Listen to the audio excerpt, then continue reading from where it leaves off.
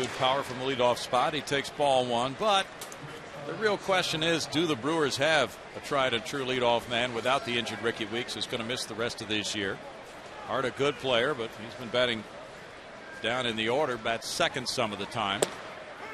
And he can do a lot of things. 1 ball, 1 strike. Weeks had a very good season, his best underway for Ken Maka, and Ken wanted to try Hart in this game tonight, and who knows, tomorrow night it might be Jason Kendall leading off. A flare to left center field. Michael Barn hustling in, and he gets there for the running catch. And even at that, Ricky Weeks wasn't the prototypical leadoff man in that he didn't draw a lot of walks, but he was a valuable guy at the top of the order because he hit a bunch of doubles. He could steal bases. And Ken Mock will have a chance to manage a little bit without Weeks, to play with his lineup some and see how it all shakes out. Fox Sports Houston has a Twitter page. We're tweeting right now, so sign on for additional information at inside at twitter.com/FS Houston. Bill Hall, the batter, and the third baseman. And Hall looks at ball one. The home plate umpire is Laz Diaz. Hall, a .260 hitter with 4 homers, 10 runs batted in, has been losing playing time against right-handed pitching, but stays in that lineup against lefties. And Wandy goes tomorrow night. It's 2 balls, no strikes to Bill Hall. And Billy Hall is hitting .414 against southpaws this year. So he and Ryan Braun, the man that follows him, a real good 1-2 punch against southpaws. Hall had a big 3-run homer off Mike Hampton here on the 25th of April. 2 balls and a strike. In that game, Mike got a no decision against Jeff Suppan. He went 6 innings, allowing 4 runs. Good action on this cut fastball. Boring down and in under the hands of Billy Hall. 77 degrees at game time. Hall looks at that one, and it's ball 3. The count going to 3-1 for Mike Hampton. Mike with both of his wins, as JD mentioned, on the road. He is 0-1 in 3 starts at home. The Astros are 2-5 in his 7 starting assignments this year.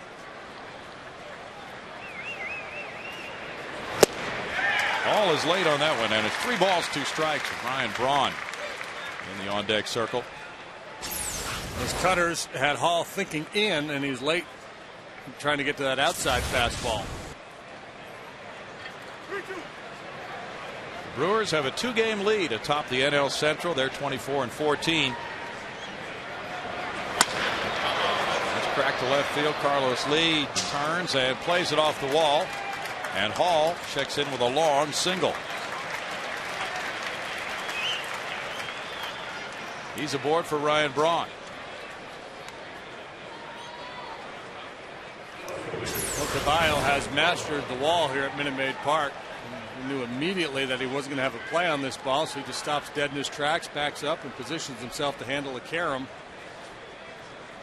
And Hall really had no chance at all to get to second base on that one.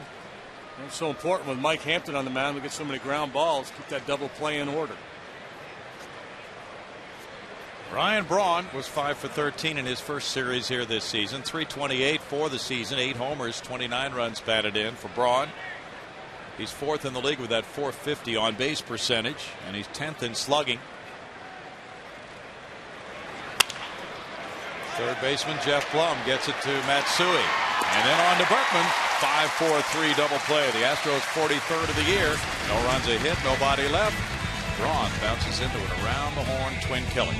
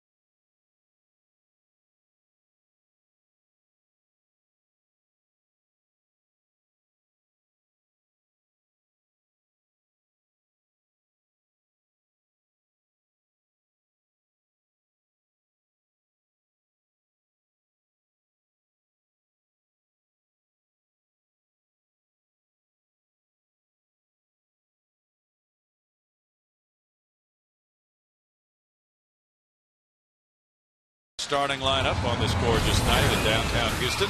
It's Kazuo Matsui leading it off at second base. Michael Bourne is in center field. Lance Berkman plays first base. The cleanup man is left fielder Carlos Lee. And Miguel Tejada, who has started every game, as has Carlos Lee, in the lineup batting fifth at shortstop. Hunter Pinson right field. Jeff Blum third base. Ivan Fudge Rodriguez, who hit home run number 300 of his career Sunday, is the catcher, and Mike Hampton is on the mound. 29-year-old right-hander Dave Bush works for the Brewers tonight. He's made 7 starts, 1 relief appearance. He's 2-0 with a 3.83 ERA. Here's your defense, brought to you by BMW for the Milwaukee Brewers. Ryan Braun is the left fielder. Mike Cameron can run him down in center. Corey Hart, a strong-armed right fielder. Billy Hall and J.J. Hardy man the left side, and Casey McGee, Prince Fielder, have the right side. This is McGee's first ever start at second base in the big leagues. Mike Rivera catches tonight from Dave Bush. Dave Bush is off to a nice start this season. Very consistent so far this year. He too may be the world's most interesting man. Yeah, he's got that look to him. That's what Matsui leads it off. It takes ball 1 in the dirt. 238 for Kazuo. 1 homer and 12 runs batted in. And he went 2 for 9 in that first series here against Milwaukee, with the Brewers winning 2 out of 3 when they came to Houston back in April. Matsui ropes one to right center field over McGee and into the alley. He'll turn and head for second, and the throw is offline. A leadoff double for Matsui, his 5th. A great hustle there by Matsui, forcing the action. Hart and Cameron could both really go get him out there in the outfield. This ball sharply hit. It didn't look like a double off the bat, but he earns it right there with getting a good quick break out of the box.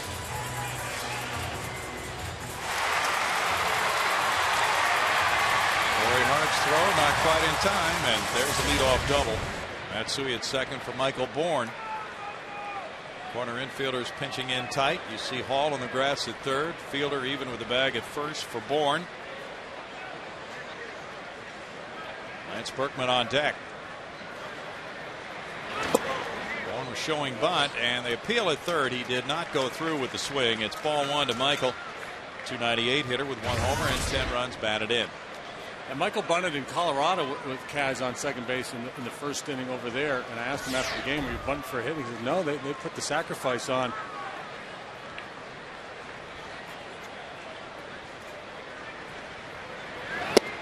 Showing bunt again and taking ball 2. 2 balls, no strikes. Bush has good control. He's walked only 10 in 47 innings this year. He was 9-10 last season for Milwaukee. Worked 185 innings, walking only 48. Cheat on a fastball here and hit one in the right field corner. Wanted out in front of the dish. Mike Rivera with the throw. Safe at first. Bourne, in a sacrifice type situation, beats it out for a bunt single. And Michael is squaring a little bit later there. I think a little bit of surprise at work bunting on 2-0. And he gets it out just far enough out in front of home plate. And Rivera does everything right, but Michael Bourne just so fast. And bunting for a base hit there is not a bad play. Straight sacrifice, I'm not a big fan of in that situation. That's the thing with Michael. He can afford to wait a little bit longer than others and just make sure he gets a good bunt down, and then it's a race, and more times than not, he's going to win it. 11 infield hits for the National League leader. That's the Astros' 39th infield hit of the year. They're tied with Milwaukee coming into this game for second place in the league. Now first and third for Lance Berkman with nobody out.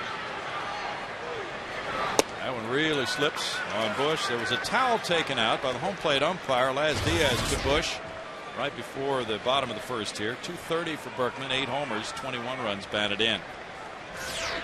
Didn't see what he was wiping. It looked like he was wiping something off his uniform. Mustard and get a hot dog down the bullpen before the game. Well, Lance Berkman has started to put some things together. He's hitting .333 in May, 8 for 15 the last 4 games with a homer and 5 runs batted in. Hit that long blast at Wrigley Field over the weekend. Rivera came up. Bourne had started towards second and then stopped, and it's 2 balls, no strikes. Lance was 0 for 11 against the Brewers in that first series between the two here in April. Now Bush is a guy who relies on his breaking pitches. He has a good curveball, also has the slider, straight change, and the fastball. So he's got all 4 of the basic pitches. He throws a lot of slow breaking stuff. And just doesn't seem to have the feel for that pitch. It's 3-0 right now. And when guys, the curveball probably the toughest pitch to command. So you're on the road in the first inning. A pitcher of that ilk always a little more vulnerable than a guy who can go out there and throw it 97 miles an hour over the heart of the plate. There it is for a strike, 3-1. The Brewers are 5-2 when Bush is their starting pitcher.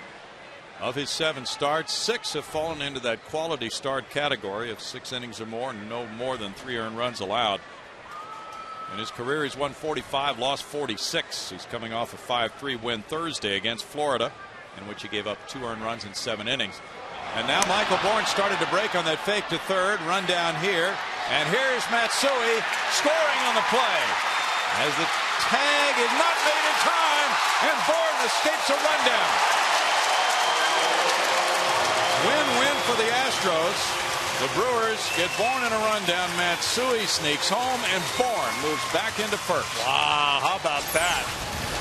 Riddle me this, Batman. When is a bad base running play a good base running play? Right here, Michael gets picked, but the Brewers fall asleep. They really don't pay attention to Kaz Matsui, and then they blow the rundown.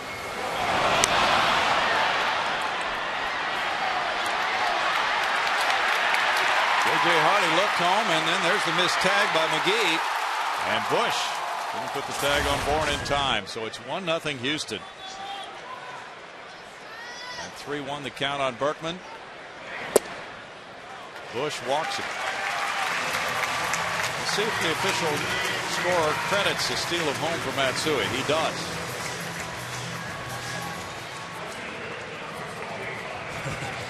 This game could not have started any worse for Ken Maka. Runners at first and second for Lee now. By the way, that little move that Bush pulled off there, that fake third to first, was really clever, because most guys that do that, they use the big high leg kick, and the base runner doesn't have time to hang himself. That time he just kind of short little quick step to third, and Michael just drifting off first a little bit, and Bush was able to pick him. Carlos Lee has been ripping the ball. Here's ball 1 as Rivera stops it. The Prince held on to that ball too long, and by the time Hardy got it, Matsui was about 80% of the way home, and he had no play. Matsui's 6th stolen base of the year. 1-0 to Lee. He hit .318 on the Astros road trip with 2 homers. .433 is his May average.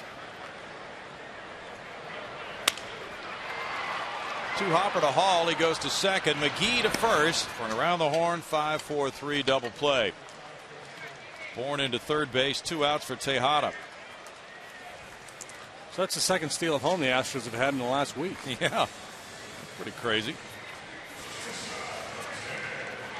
Miguel Tejada with 21 runs batted in, has a couple of homers, and brings a .318 batting average to the box this time. .344 on base percentage for Tejada. He's driven in 11 in his last 7 games. Well, the Astros had the first 3 men reach base. If Dave Bush gets out of this allowing just the 1 run, it'll feel like a win in that Brewer dugout. There's a big AB here for Miggy. Pick up that second run here. Tejada bounces one. Bush is there and takes care of out number 3. Matsui opens with a double, hitting a low pitch to the gap. Takes third on the bunt single by Bourne, and then sneaks home with a steal, number 6 of the year, as the Brewers fail to get Bourne in the rundown, and it's 1-0 Houston.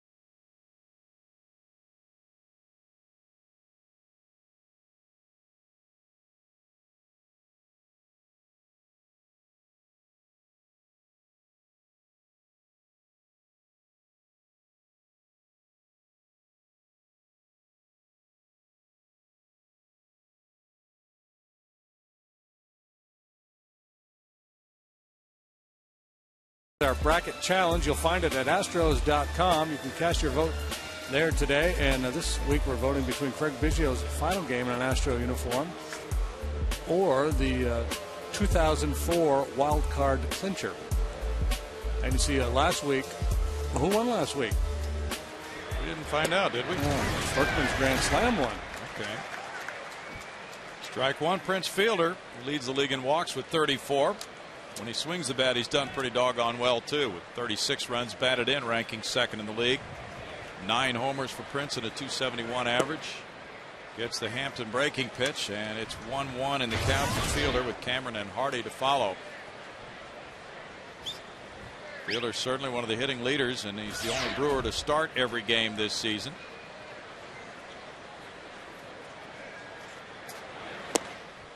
It's a very good offensive team this season. 2-1, 4th in the league in runs scored, and tied for the league lead in long balls with 50 Brewer home runs. They've homered in each of their last 9 games. Coming off a 3-game sweep in St. Louis. Strike it, it's 2-2, and they go on to play Minnesota over the weekend. So a very nice start to the road trip for the Brewers in St. Louis, and they are 12-7 on the road this year.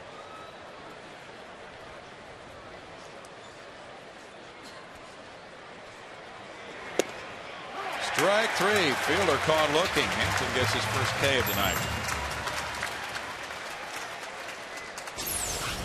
And Fielder, the big lefty, hangs in there pretty well against left-handed pitching typically. Might get caught looking for a breaking ball there. Mike slipped a piece of cheese by him. Mike's coming after you, JD. He's only 8 strikeouts away from tying you for 3rd place on the Astros all-time list for strikeouts by a lefty. Who's first, Bob Nepper? Probably. Just moved by Billy Wagner on that list. Probably is. Wags pitching an inning at a time. Throwing that 103-mile-an-hour fastball. Mike Cameron's late on that pitch, and it's 0-2 to Mike, a .285 hitter with 7 homers, 20 runs batted in. Cameron had a nice series here in April, going 5 for 11, driving in 2. He went 0 for 8 in the series in St. Louis. Strike 3, and Hampton goes over closer to JD. You might have to have a ceremony down on the field. Working quickly, he polishes off Fielder and wastes no time dusting off Mike Cameron over the outside corner. Hampton's working with an extra day of rest since his start on Wednesday in Colorado. J.J. Hardy, the batter. Must have a cleaning on my mind. Polishing one guy off and dusting off the other. Well, yesterday might have been cleaning day for you. .220 for J.J., 5 homers, 21 runs batted in. Probably wasn't since you spent the day on the golf course. That was a very nice Tommy Bahama Island Classic yesterday. Yeah, well, that's one of the better charity tournaments of the year. Played out at the Woodlands Tournament course. Weather was perfect. Fly ball to right field. Hunter Pence backing on this liner and makes a reaching grab. Only 6 Brewers have come to the plate in the first 2 innings. The Astros lead it 1-0.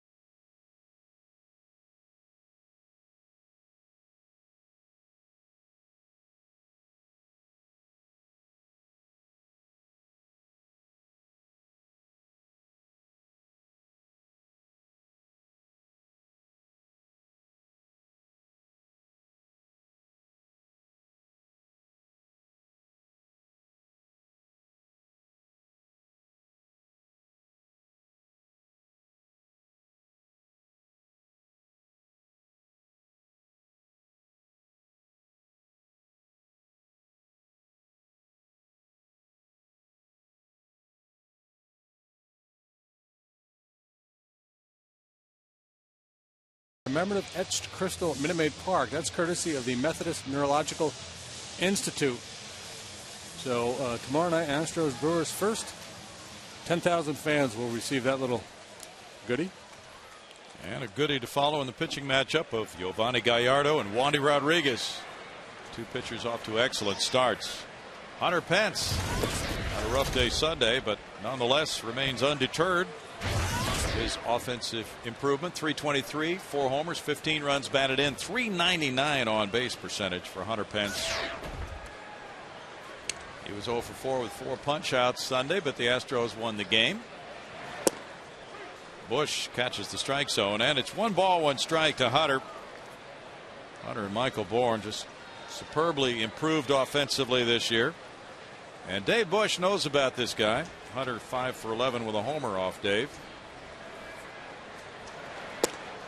Still having a problem with that breaking ball, JD. Yeah, just can't quite find the release point on it.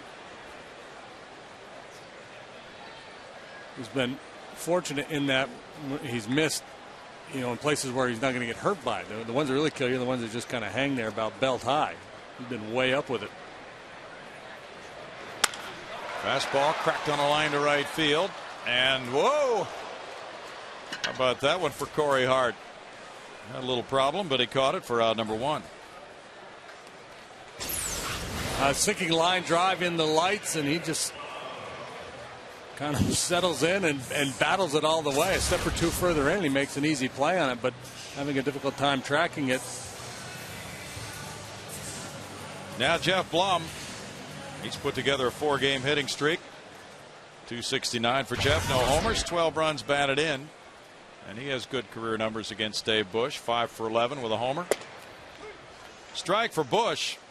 Bush has just been in a nice groove against the Astros with that 5-1 career record, a 3.50 ERA. He's 0-1 at Minute Maid Park.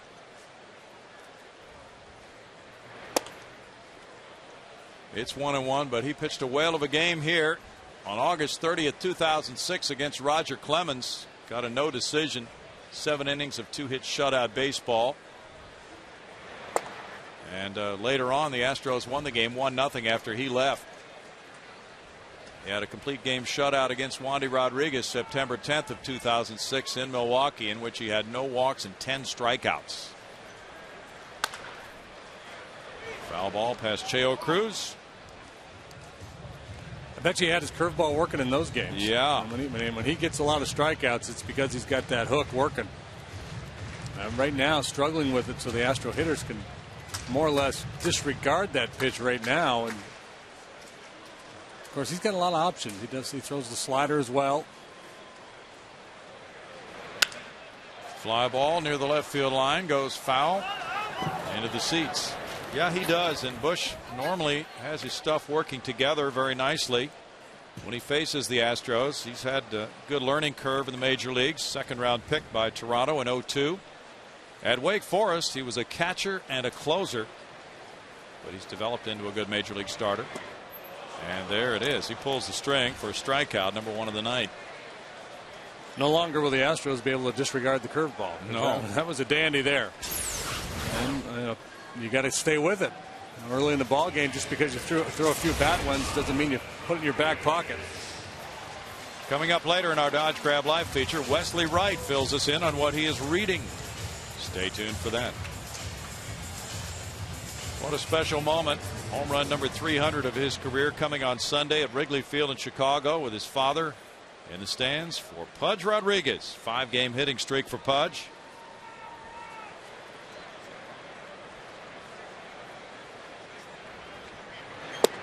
And there's the fastball for strike 1. Pudge with that 286 average, 5 homers, has 19 runs batted in.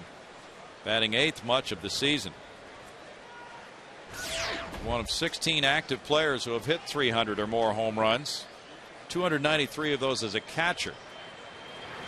7th on the all-time home run list for catchers. 1 ball, 1 strike. But he said he was nervous at the end of the game with Chris Sampson on his way to his first major league save. He said, I think I was more nervous than he was. He said, I went out and told him, let's go with the last sign, and then I forgot. Yeah, that's a sinking feeling right there. Don't know what's coming. I called it, but I'm not sure what's coming. He got a hanging changeup in Chicago the other day, and here she went. Number 300. Well, that's a big number. And the beautiful thing for him was that the fans throw the home run balls back in Wrigley, so he got the ball. Mike Hampton on deck. And the curveball gets another strikeout for Bush. He has a 1-2-3 second. 1-0 Astros after 2.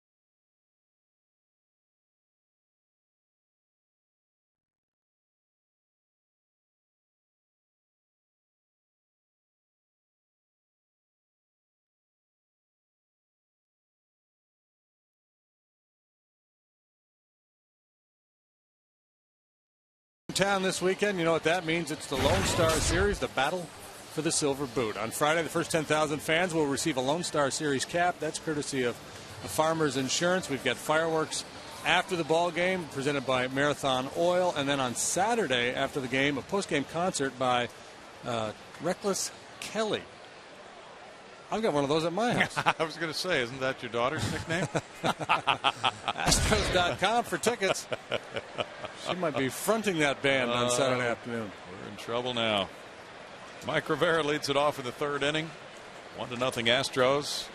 Rivera is the catcher when Dave Bush is on the mound, but he has spent some time on the DL this year.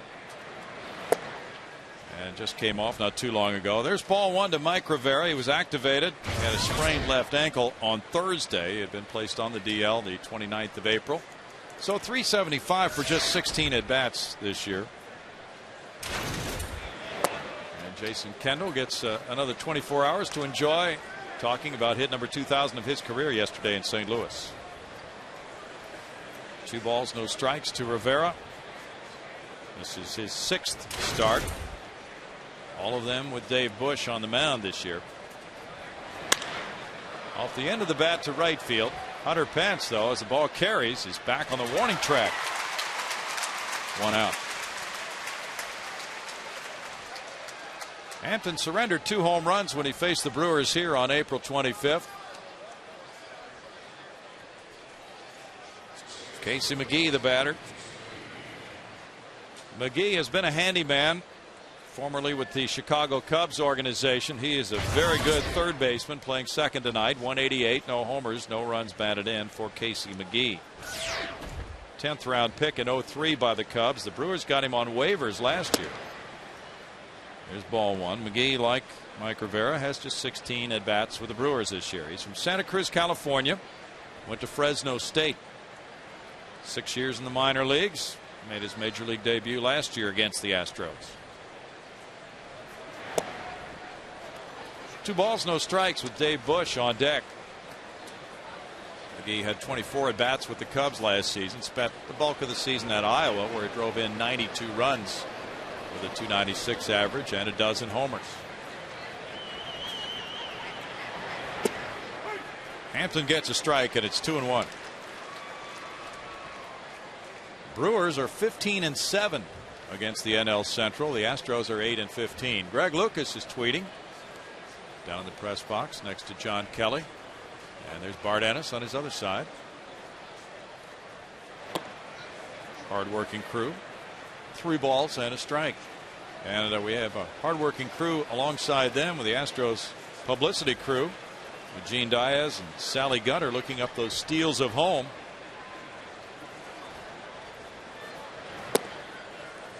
That's a 1-out walk to McGee with Bush coming up next. First walk for Hampton. It's the first time since '05 the Astros have had 2 steals of home in one season. As JD mentioned, Michael Bourne stole home just a few days ago in Colorado. And that year in '05, Adam Everett stole home twice. You have to go back to '93 for the last time 2 different Astros stole home in a season. That was Jeff Bagwell and Luis Gonzalez that year. And I'm wondering when the last pure straight out come flying down the line steal of third base has happened. Yeah, Billy Doran against Doc Gooden. Yeah, steal at home. But Billy Doran's the only one I can recall. Yeah, that's the only one I remember. Dave Bush took ball 1 up high. Jeff Blum in tight at third base. Well, when the 1 out, it's still a bunt situation, but Bush handles the bat pretty well. Bunted foul. Might handle it better swinging than he does bunting. Yeah, he might. Former collegiate catcher.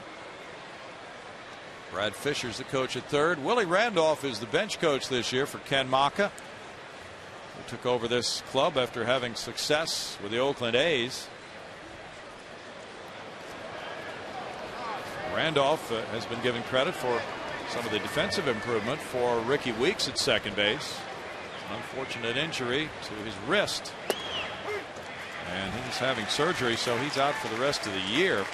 A torn sheath in his wrist, and the same injury that he had a couple of years ago, but on the other wrist. I mean, what are the chances of doing that? It's infinitesimal. Yeah. That would happen to the same person to both wrists.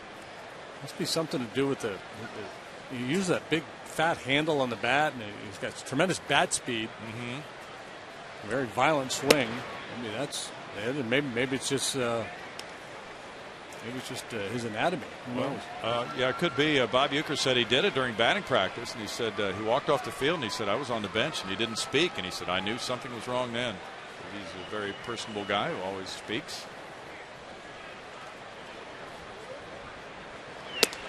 Now 3 balls 2 strikes to Dave Bush with Corey Hart on deck. So Hampton needs to come up with something here to at least force Bush to swing the bat.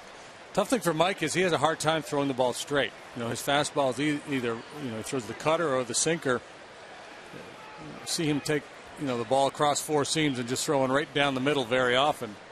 That's what he needs to do right here. And it's ball 4.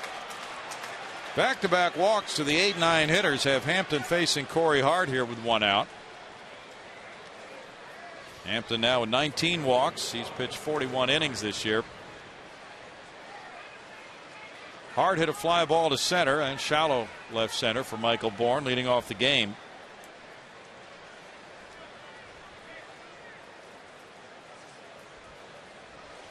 The Brewers are an explosive offensive team.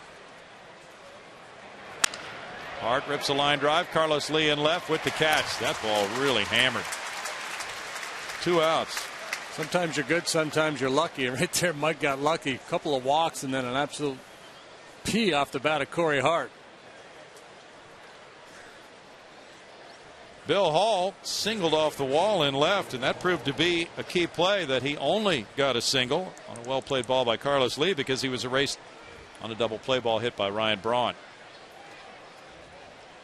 So Hall 1 for 1 as he comes around for the second time in this game.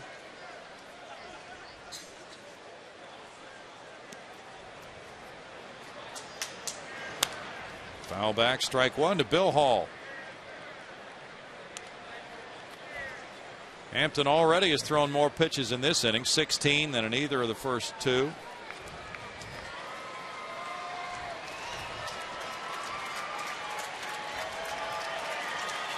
The Astros won behind Brian Moeller. On Sunday, 6-5 over the Cubs. Chris Sampson getting his first major league save with relief help from Tim Burdack and Alberto Arias in between.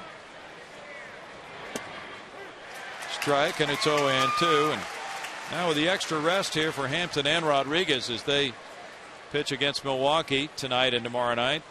The Astros hoping they get a strong week of starting pitching because these two teams, Milwaukee and the Rangers, really swing the bats well. The Brewers hit .318, scoring 16 runs in those 3 games in Houston earlier this season.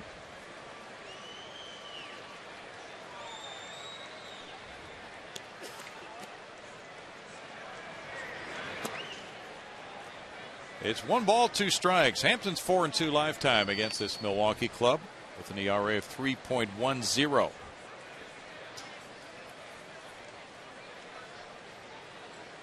There's a look at the way the Astros have their defensive team on the field. Not a bad crowd here for a Tuesday night. No, it's not. But a lot of people with this weather said, hey, let's go to a ball game tonight. Yeah. It's just one of those nights. It's great to be outside. We don't have many left. Foul tip, strikeout, and that's it in the top of the 3rd. Mike Hampton gets strikeout number 3. It's no runs, no hits, 2 men stranded, and 1-0 Houston.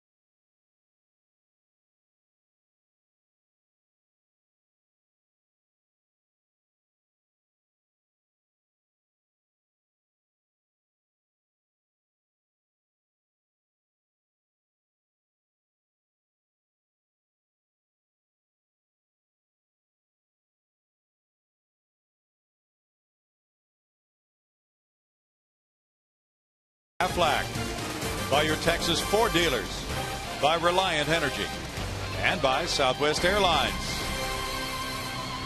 Good view of the downtown vista there in Houston. Fans enjoying the evening. And it's 1-0 Astros on a steal of home by Kazuo Matsui in the 1st inning. Michael Bourne was trapped in a rundown, but escaped the rundown as Matsui was stealing home after doubling to lead it off against Dave Bush. But then Bush got tough. Got a double play ball from Carlos Lee and a comebacker from Miguel Tejada. So that limited the damage against him, and he trails only 1-0 with Hampton leading it off here in the 3rd inning. Michael Bourne must have played a lot of hot box when he was a kid. Yeah. Well, he was very elusive as he escaped that rundown. Mike Hampton, as JD mentioned, has really put together some nice numbers at the plate this year. 5 for 14, a .357 average. 3 runs batted in, but this one goes in the air to shallow center field. Casey McGee out, yielding to Mike Cameron. 1 pitch went out for Dave Bush.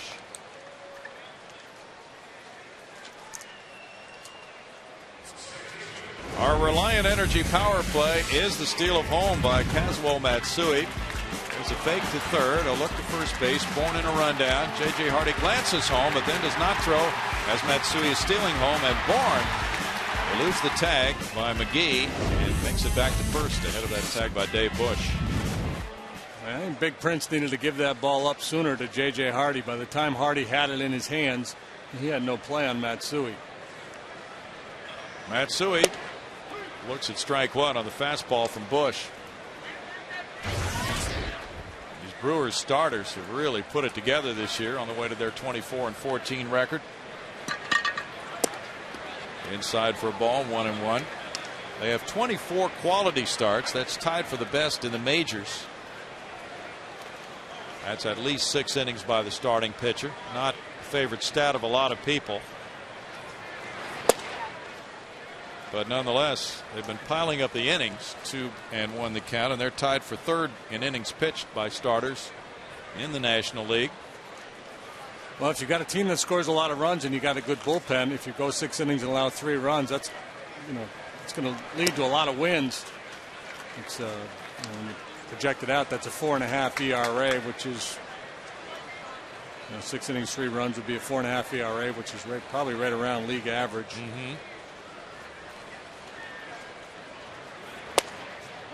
Strike makes it 3-2. Maybe we should call them average starts instead of quality starts. We were having that discussion on the bench with Jesus Ortiz. He said, well, the ERA's in the league's about 4.5. I said, well, I don't consider quality to be average.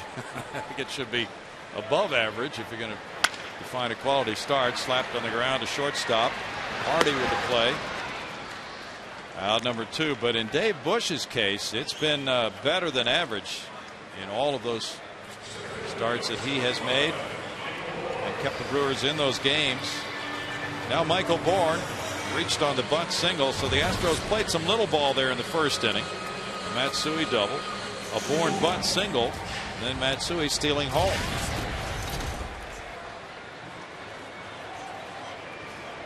The Brewers have had 7 starts in a row of at least 6 innings, so their bullpen is pretty fresh for this game tonight. Even though they had to play yesterday in St. Louis to make up a rainout from earlier in the weekend. Ball 1. Proved to be to their advantage since they swept the Redbirds. And they came off a 5-1 homestand against Chicago and Florida prior to that.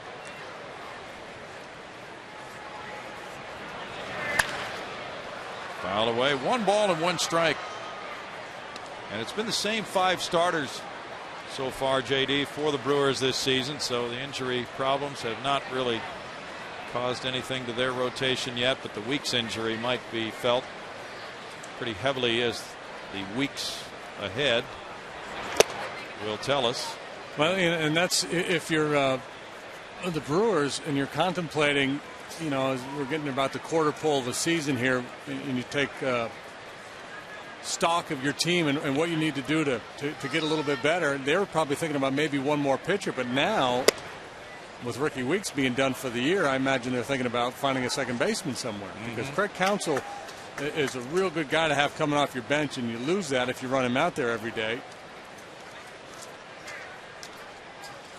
That's a good point. He has really played well so far. Grounded to first. Fielder will beat Bourne to the bag. And after 3, it's 1-0 Houston.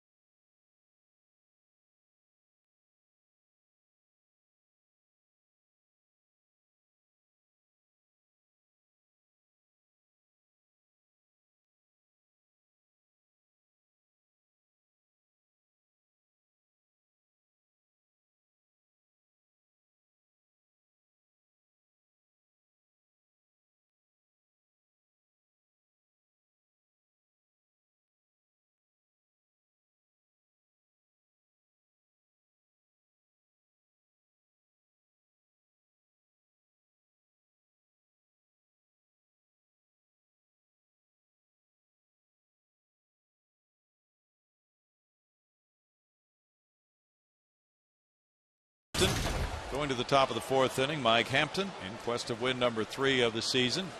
Got the run of support in the first inning.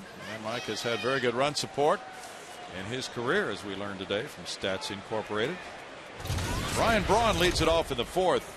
He bounced into a 5-4-3 double play earlier.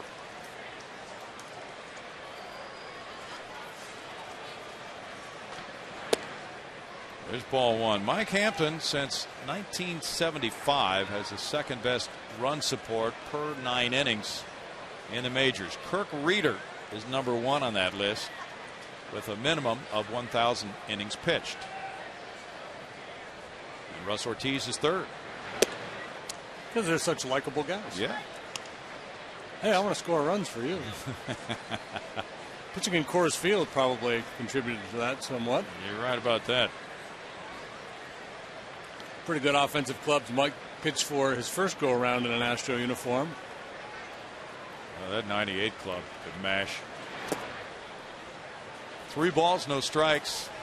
Well, this season the trend has followed, as the Astros are averaging 6.92 runs per 9 innings for Hampton, 7.03 runs per 9 innings for Russ Ortiz.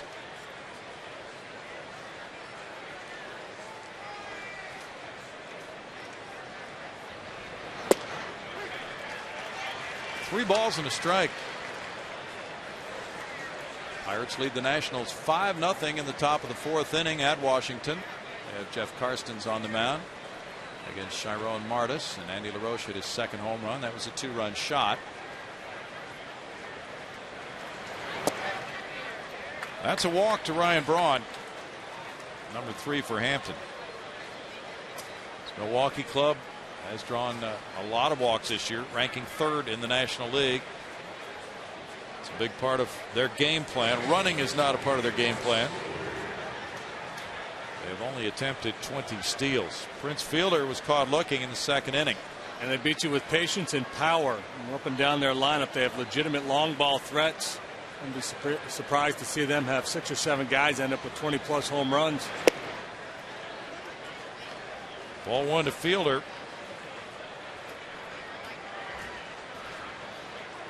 Checking on Ricky Weeks. He has 9 homers, 24 runs batted in. He's tied for the Brewers club lead in homers and runs scored as well with 28. Good looking pitch. Yeah. 2-0.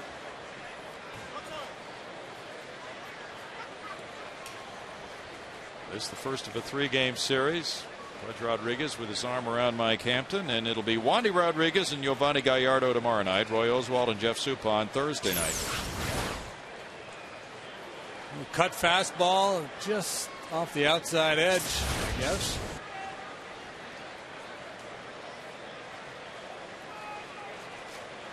The Brewers 12-4 in the month of May. They've been a good comeback team.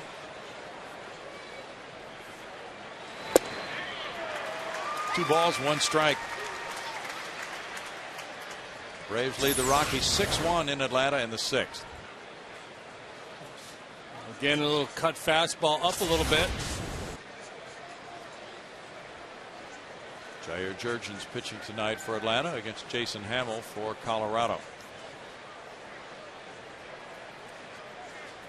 And Hampton throws to first.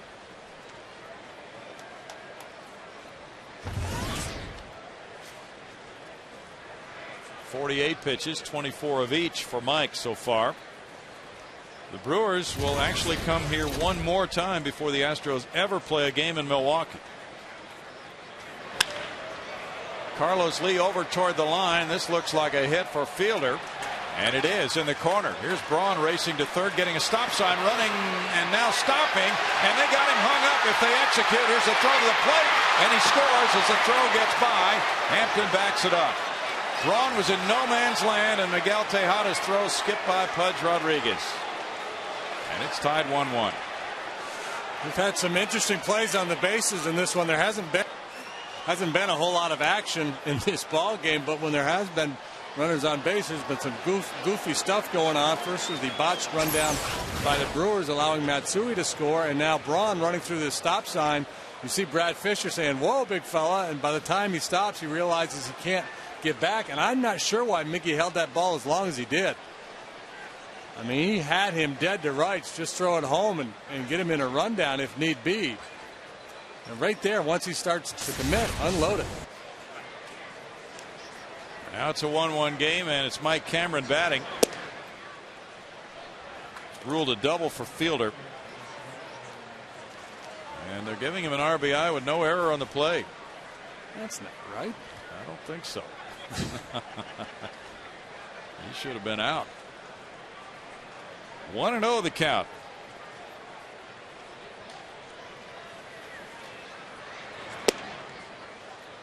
Now Hampton goes to a 2-ball no strike count with J.J. Hardy on deck. Well, Fielder's not going to turn down RBI number 37 of the year, that's for sure. Did you see the story about Todd Helton? Maybe he might receive his 2000th hit by a change in a scoring decision in Atlanta. Clint Hurdle has asked the scorer to review that. Foul back, and it's 2-1. Here's another look at it. Well, first, it's good base running by Braun because he realizes there's no way Carlos is going to be able to make a play on that ball. So we got a great jump off first base. And Miggy, again, just holding the ball too long. Initially he was fearful of throwing home, thinking that Braun might scamper back to home. But once Braun recommitted to try to score, going back to third wasn't going to be an option. He was at least halfway down the line. Miggy looked like Brett Favre scrambling, like sending a receiver. You run out that way and you go this way.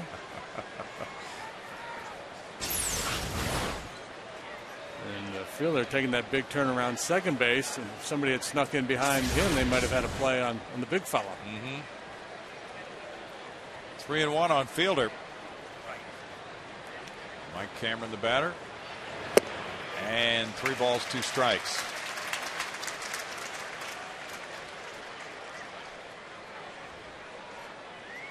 Detroit leads Texas 3-0 in Detroit.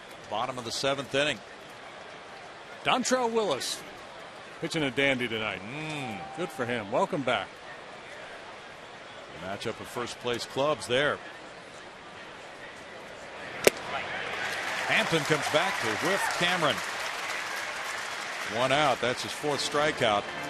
If you look at the numbers, and we can break this game down like 9 zillion different ways statistically, but when you look at Mike Hampton's numbers this year, they're peculiar in that he's yielding a much lower batting average when he falls behind the hitter than when he gets ahead. Tough way to make a living. Pitchers always say, well, the best pitch is strike one. Well, for Mike, the best pitch this year has been ball one. That is odd. J.J. Hardy. Strike one. Hardy and Corey Hart colored their hair a darker color right before they came to town back in April. Hardy had 3 hits in the first game of that series here on April 24th. Drove in 74 last year. A real streaky guy. It seems like Hardy every year has a real good half. Either a great first half and falls off in the second, or struggles early and then really turns it on. That was the case last year. And real sluggish start to this season. Recently has been better. His 21 runs batted in, tied with Tejada for number 1 among Major League shortstops.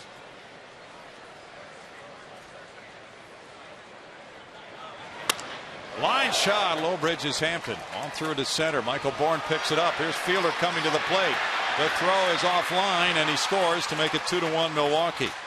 RBI single for Hardy. He now takes that shortstop lead with 1 more than Tejada.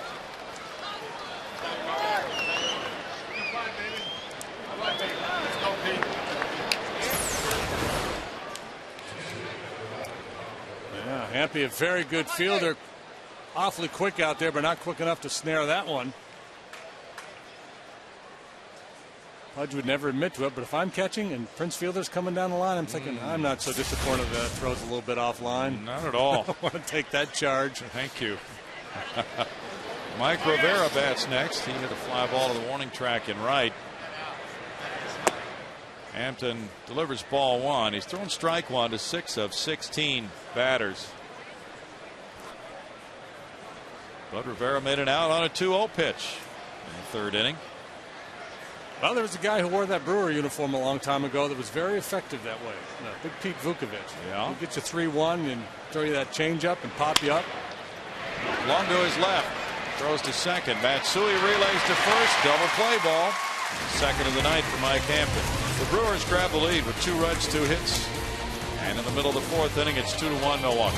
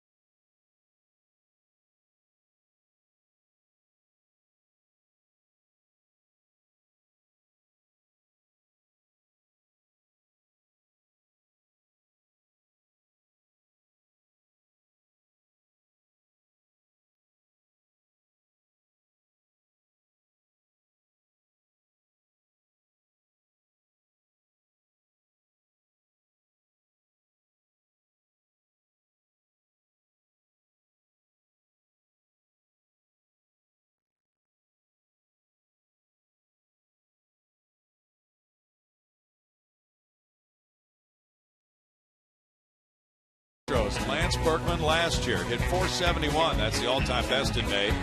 But Carlos Lee this year is at .433. He has a shot. Art Howe had a marvelous May in 1981, hitting .432. It was Jeff Bagwell at .412 in 93, and Ray Knight hit .400 in 83 in May. 2-1 Brewers, bottom of the 4th inning. It is Lance Berkman leading it off. Dave Bush has retired 8 in a row since the Berkman walk in the 1st inning. Brewers have Trevor Hoffman pitching exceptionally well in their bullpen, which was not the case. He was on the DL the first time they came to Houston in late April. So their pen sets up pretty nicely with a 3.67 ERA, tied for 2nd best in the league. In the air, and Bill Hall is over behind the 3rd base bag. Foul ball, 1 pitch, 1 out for Dave Bush. Aflac trivia time. Aflac!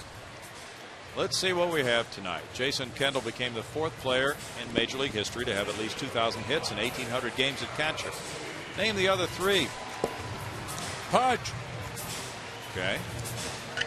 How about, let's see. Well, Johnny Bench played other positions. So did he play 1,800 at catcher, or would it be? How about Gary Carter? Well, yeah, it could be Gary Carter. Could be Boone. It could be Fisk. All right. Carlos Lee taking strike 1. He bounced into a 5-4-3 double play first time up. Yogi Berra. He played a lot of left field.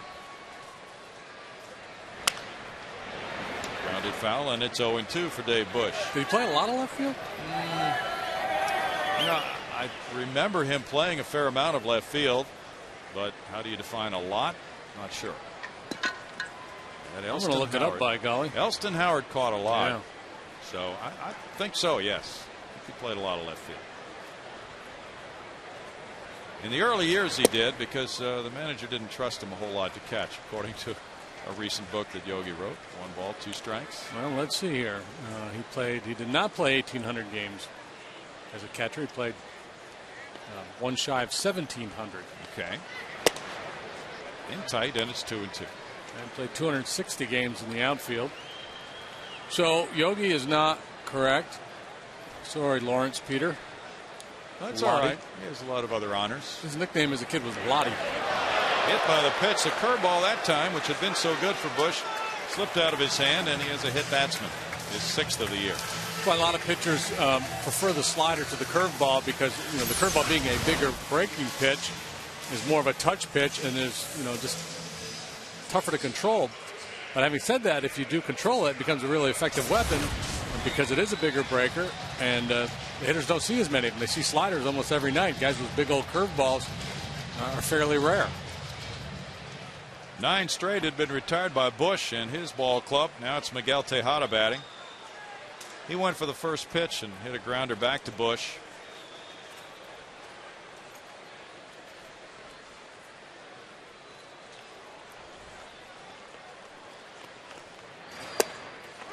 That's strike 1 to Miggy. Tejada 0 for 13 in that first series with Milwaukee. Russ Ortiz is warming up in the Astros bullpen. That's not good news. It could signify some sort of a physical problem for Mike Hampton.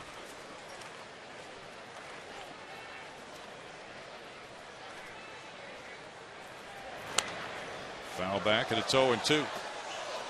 Aflac answer about the catchers who have caught 1,800 games and had 2,000 hits. Gary Carter, Carlton Fisk, and Pudge Rodriguez.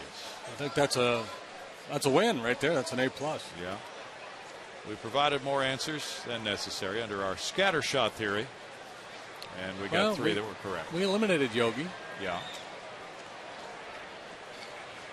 We mentioned Fisk. We're not allowed to look them up, we're being told. So you say Pudge, and you get 2 guys right away. That's true. Just throw Pudge out there. Forgot about the other Pudge. Yeah. No balls, 2 strikes. Fisk was the original Pudge. Yeah.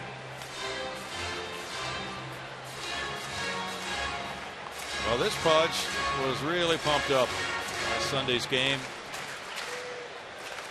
Now the Astros trailing 2-1. They're hoping they can get their offense revved up like it was on Sunday in Chicago. Bush missing goes to a 1-ball 2-strike count. The Astros scored 6 runs in that game. They had a big 4-run 4th inning, and here in the 4th they would take another one of those with Hunter Pence on deck. Florida is shutting out Arizona after 6, 2-0 for Josh Johnson. Hanley Ramirez hit his 7th home run. That Arizona club continuing to struggle no matter who manages it. Lifted to shallow left field. He was jammed on it, but lifts it in for a hit. Big turn by Carlos. Throw behind him. He's just back in ahead of it. On a looping single by Tejada. First and second, 1 out. And they've been working him away, and I'm sure they felt like they had him set up inside, and indeed they did, and they made a good pitch, jammed him, but Miggy gets lucky as he flares it into shallow left field. Braun had no chance to get there, and Carlos making the big turn has to scamper back. Hang on, big fella. Yeah. 2 men on for Hunter Pence. He lined to right in the 2nd inning. Good situation here for Hunter Pence to try to get it rolling with Jeff Blum on deck. Astros got a leadoff double from Matsui and a bunt single from Bourne. Then the Tejada hit number 3. Broken bat looper, right field. A hit in front of Corey Hart. Carlos Lee gets a stop sign. And the bases are loaded on a couple of broken bat flares. Killing him softly. It's a Roberta Flack inning. Lee gets hit by the slow curve, then a couple of jam shot, lob wedge base hits, and the bases are juiced. Carlos got a good read on that ball. His intention was to score, but Dave Clark sizes things up and throws up a stop sign. Now it's Jeff Blum, bases loaded, 1 out. He struck out in the 2nd inning. 221 career hitter with the bases loaded.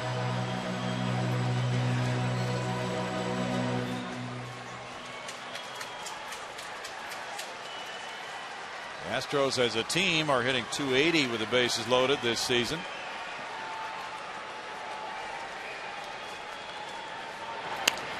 Flared on the infield, and Hardy is back. 2 outs. Our league later is brought to you by your Texas Ford dealers, the 4 catchers in Major League history with 2,000 hits and 1,800 games caught. Pudge Rodriguez, Carlton Fisk, Gary Carter, and Jason Kendall.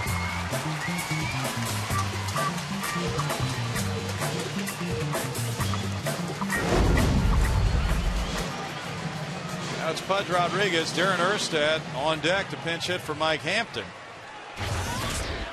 Yeah, I didn't see anything with Mike when he was out there pitching, but obviously something's going on physically.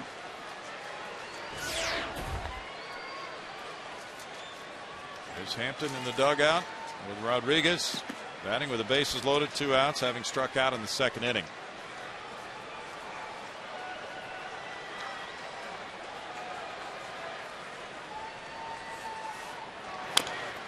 Tap foul. There's strike one for Dave Bush.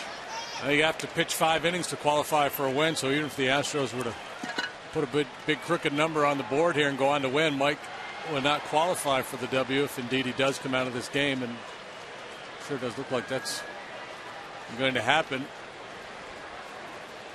Hampton has thrown 60 pitches, 31 of them strikes.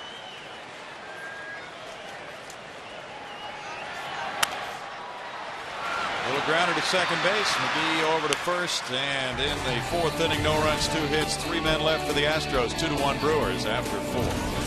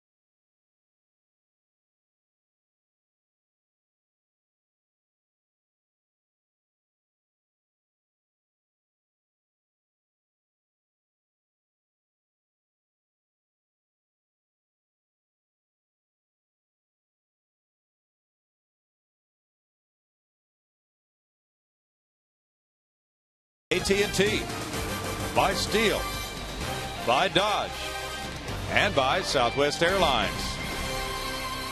Apparently there's an injury to Mike Hampton forcing this pitching change here. Gorgeous night at Minute Maid Park. Russ Ortiz comes out of the Houston bullpen and into this game with the Brewers leading at 2-1. Hampton checking out after 4 innings, allowing 3 hits, 2 runs.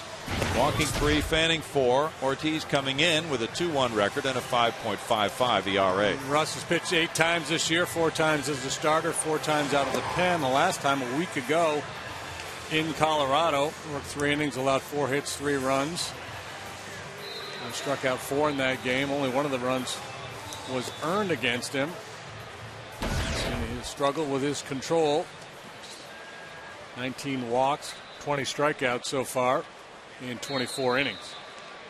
He beat Milwaukee here as a starter 3-2 back on the 26th of April, allowing 2 runs in 5 innings in that 3-2 win. And 5 days earlier he had beaten the Dodgers here, but those youngsters don't care much about that. That's an interesting approach. He's eating that cotton candy like it's watermelon. I don't know if I've ever seen that technique there. Little fellow with the bee on his head. Kind of looked like Santa Claus with the pink beard. Strike 1 for Russ Ortiz to Casey McGee. McGee drew a walk in the 3rd inning.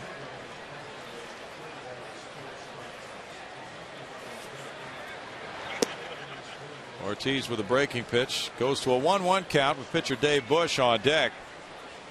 Astros relievers have 7 wins and 6 losses, a 5.06 ERA, 128 innings of work. LaTroy Hawkins is back to being available tonight. 2 hopper to shortstop. Tejada. 1 out. And Ortiz gives the Astros that type of pitcher who can come out of the bullpen and pitch several innings if needed.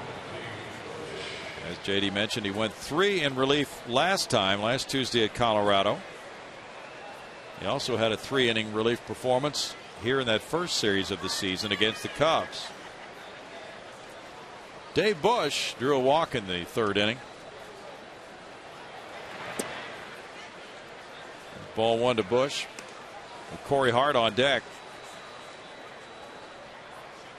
Brandon Backey pitched 8 sparkling shutout innings for Corpus Christi last night. Into left center field, a hit for Bush. Michael Bourne over to pick it up. Bush with his 3rd hit of the season. Yeah, if Brandon's not careful, he's going to end up being a Texas League All-Star. He doesn't really want to be that. He wants to be a Houston Astro. It'd be interesting to see what the club does when he comes off the disabled list. Well, the decision has to be made probably next Tuesday from what we're hearing. The 30 days will have expired by then for his minor league rehab assignment. Corey Hart is 0 for 2. Fouls it back, strike 1. And Cecil Cooper was asked about Brandon Backey and where he fits into the ball club. He said, well, we really don't know. We have to discuss that. He has 1 more rehab start. But things are on a very good path for Brandon with the 8 shutout innings and 98 pitches of work last night.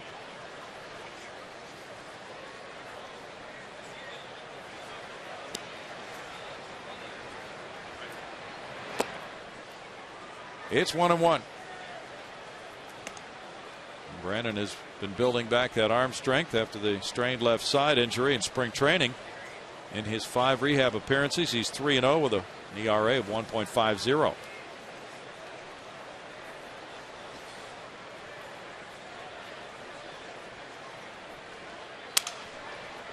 Foul ball, third base side, 1 and 2. There's a lot in the mix this week too, JD, with Felipe Paulino getting a shot at starting Friday night against the Texas Rangers. He hasn't had a start in several days, so the Astros will take it all in and make that decision on Brandon sometime next week. Right, that's you know, I don't know if Paulino's pitching for his job or not. And you know, you mentioned the numbers for Brandon; they're very, very good. But the other thing is, you know, obviously they're keeping an eye on his velocity, how his pitches work, and you know, what was his command like.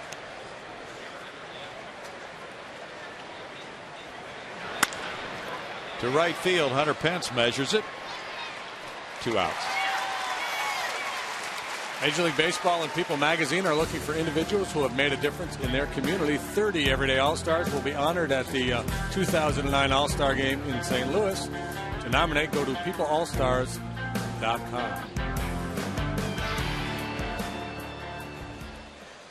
2 outs for Russ Ortiz. Bill Hall faces him now. Hall is 1 for 2, a single to left in the first inning. Dave Bush draws not much attention from Lance Berkman there at first as a base runner.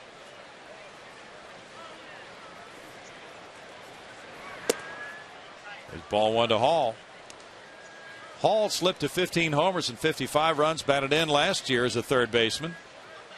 But back in 06, when he was a shortstop, he hit 35 bombs and drove in 85 runs.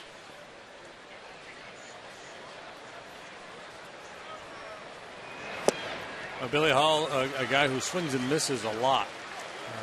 And maybe that's what was going on between that big year and now. The league making an adjustment to him. Well, he went so far after last year as to have LASIK surgery.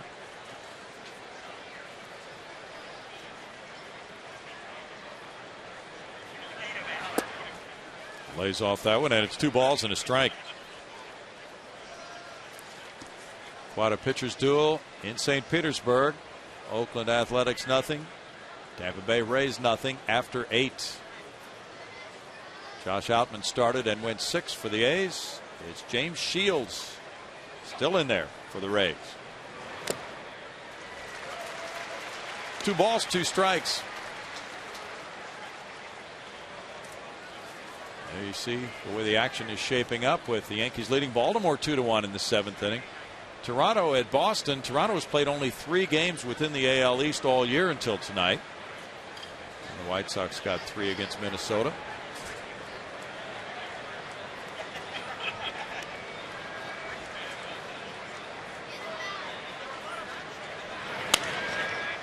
Popped up foul for Lance Berkman. Back out of play. Bounces on the dugout roof and down on the field. So Lance will flip that one up to a fan. With the backhand flip technique. Pittsburgh now leading Washington 5-4 while it's the Phillies over Cincinnati. Atlanta getting that strong game from Jurgens. And Arizona now has tied Florida 2-2 with the Cardinals leading the Cubs 1-0 after 4. Those are always intense games. Chicago and St. Louis. See where Khalil Green is battling anxiety? Yeah. And Tony La Russa's told him he's not going to be the everyday shortstop for a while. That's a big decision. There's a strikeout of Hall. And the 5th for Milwaukee. Good inning for Russ Ortiz out of the bullpen. Keeps it at a 1-run lead. 2-1 Milwaukee.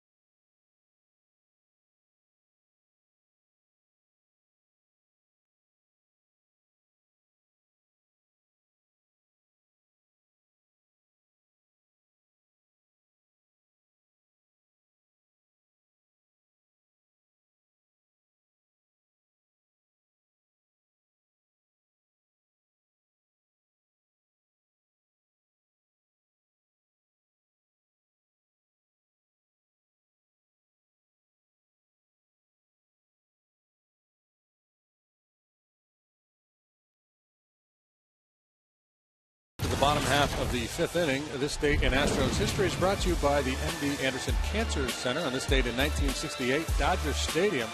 Check this one out. Astros coach Mel McGahey grabs a bat, kills a snake in the base path between home and first base. As Jimmy Wynn was trying to go down there after a walk. The Astros sweep a doubleheader over the Dodgers. Well, you don't see that one every day. No.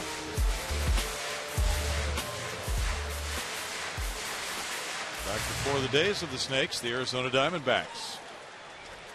Dave Bush on the mound with a 2-1 lead, bottom of the 5th inning, and Russ Ortiz, who just entered the game in the top of this frame, will lead it off now.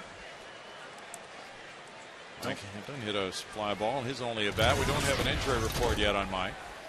We're going to have to track down Jimmy Wynn and find out the details of that one. High to left field. Let's see if this can carry. Ryan Braun back. Russ Ortiz has tied the ball game.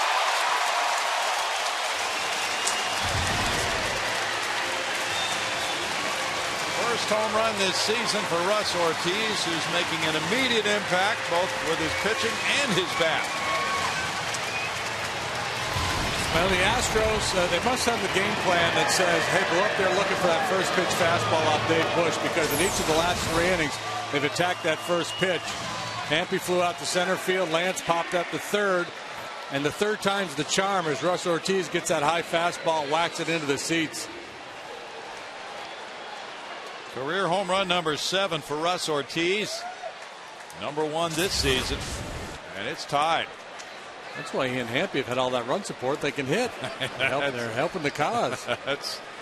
No small part of it. You're right. Matsui drops a bunt down. Bush throws and gets him.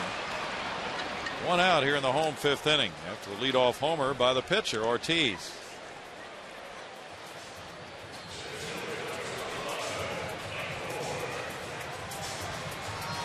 Michael Bourne put down a bunt that was a hit in the first inning. He's 1 for 2. Well, that's just a little ambush right there. Dave Bush thinking, well, I got the opposing pitcher in the box. I don't want to nibble. I want to try to get ahead of him. I'll just pump a fastball right over the heart of the plate. Bourne looks at a pitch in tight for ball one. Last Ortiz homer was back in 2002 when he was pitching for the Braves. He hit 2 that year. That's the 9th long ball surrendered by Bush. 1 ball, 1 strike. He doesn't walk many, but he's allowed 9 homers in 51 innings.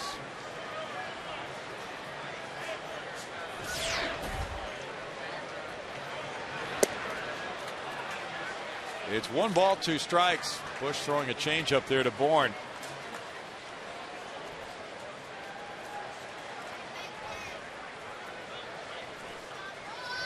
Russ Ortiz also has a good career record in this ballpark. 2 balls and 2 strikes the count. 6-1 here at Minute Maid. His last home run came off Roy Oswalt.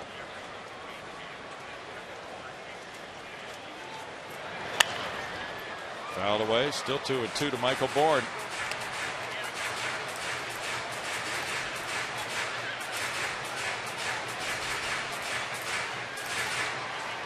If I ever hit a home run in a major league game, I'd ask to be taken out of the game. So that's enough. I just peaked right there. I can't help you any further. 3 balls, 2 strikes. When was the last homer you hit, period, at any level? Well, probably high school. Okay. Some summer league.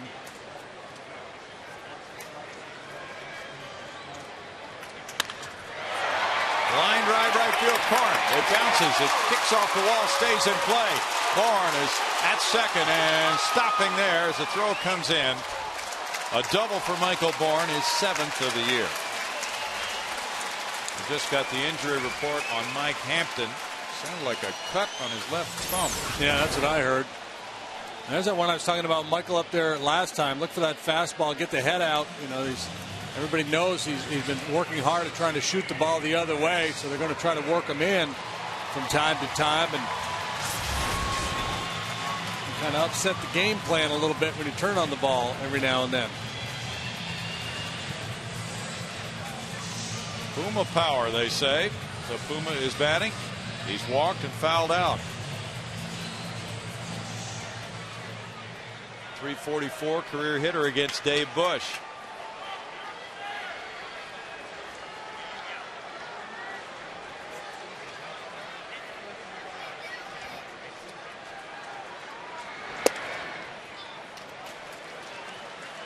Brandon Backey was the last Houston pitcher to hit a home run in 2008 until Russ Ortiz a few minutes ago.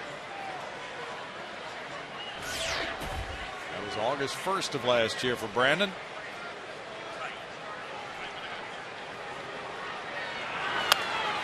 Fly ball over shortstop out into shallow left center field. Ryan Braun covers it. 2 outs. And now Carlos Lee bats. He's bounced into a double play. He's been hit by a pitch. How about our 10-game flex plan presented by Papa John's? 1-800-ASTROS-2 or log on to Astros.com for more information. And with this plan, you can come up with your own 10-game plan. Pick the games you want to come and see. Maximum flexibility for you at a low price. El Caballo in a position here with a runner at second and 2 outs to give the Astros the lead. Tejada's on deck.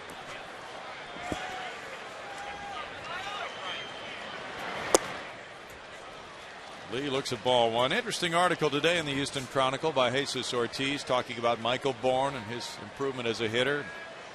Hunter Pence and the fact that Michael has talked to Carlos and Lance Berkman a lot about hitting in different counts. Dave Clark has helped. Sean Berry, of course. Bounce to third. There's a pickup by Hall. He didn't make the tag, and he did get the out at first base. And in the 5th inning, the Ortiz long ball ties it with a run on 2 hits. The Astros leave a man. Number 1 of the year by a Houston pitcher. Ties it 2-2. 5.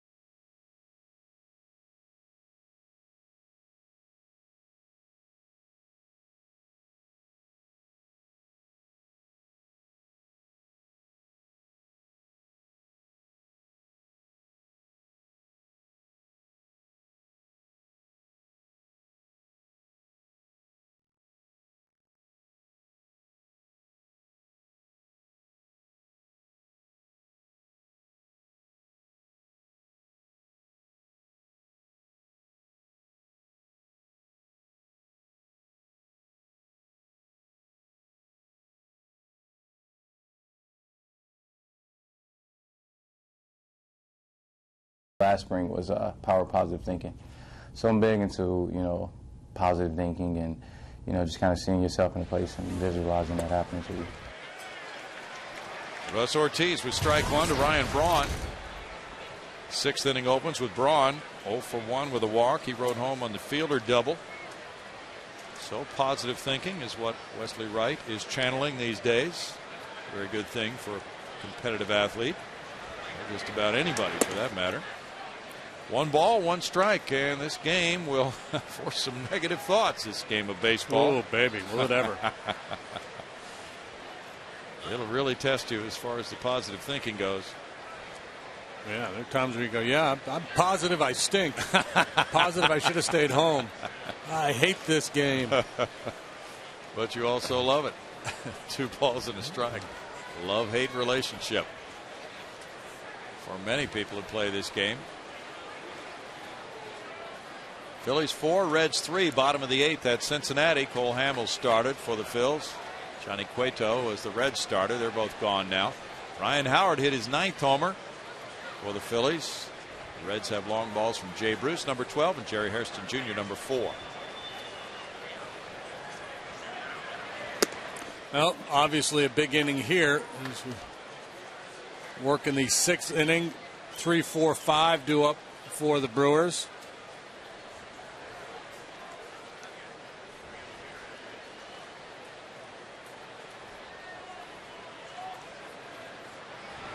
A little bit of an advantage for the Astros in that in a game like this would typically be the middle of the order's 3rd look at the starting pitcher.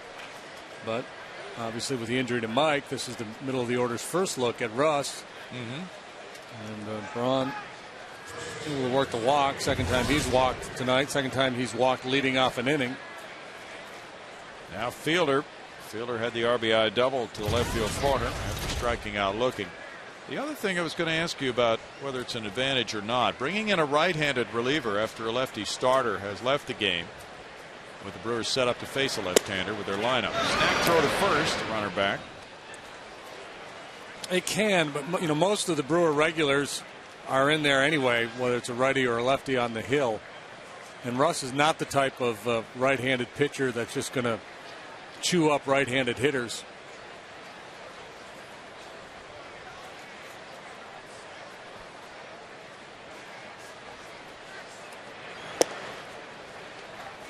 It's 2-0 to Fielder. I think it probably is, it can be a little more effective the other way. If you started a righty and the manager has loaded his lineup with left-handed bats and then a lefty comes in, because left-handed hitters get fewer at-bats off lefties than right-handed hitters do off righties, just because of the numbers of righties and lefties in the game. It's more of an advantage with a lefty pitcher and a lefty hitter. When you look at those statistical breakdowns. 2-1. Russ Ortiz caught a corner there. Russ from Encino, California, went to the University of Oklahoma. Pitched on the '94 College World Series champs. Made his major league debut in '98 with the Giants, and that was here at Houston in the Astrodome. He struck out the side in his very first major league inning against a very good Astros lineup that year.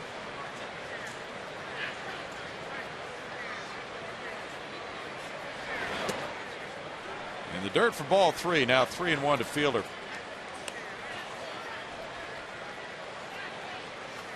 Russ, a very deliberate worker. He works a lot of deep counts. He throws a lot of pitches. And he also takes a lot of time between pitches. That's a challenge for the guys playing behind him. Stay sharp.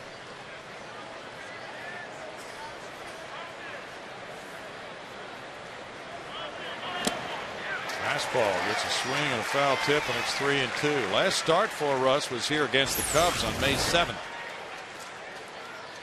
Challenge with a 3-1 heater, inner part of the plate. Able to slip it by the big fella.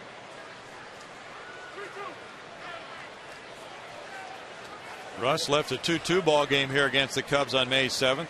Wound up giving up 3 runs in 2 1/3 innings.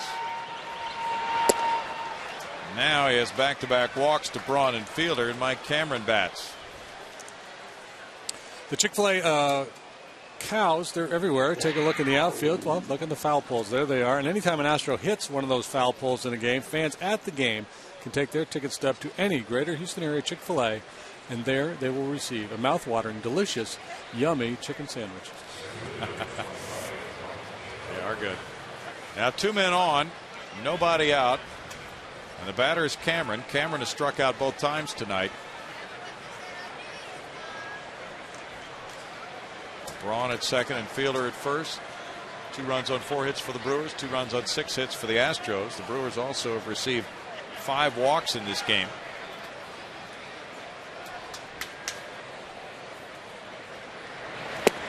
Showing bunt. Cameron looks at a strike.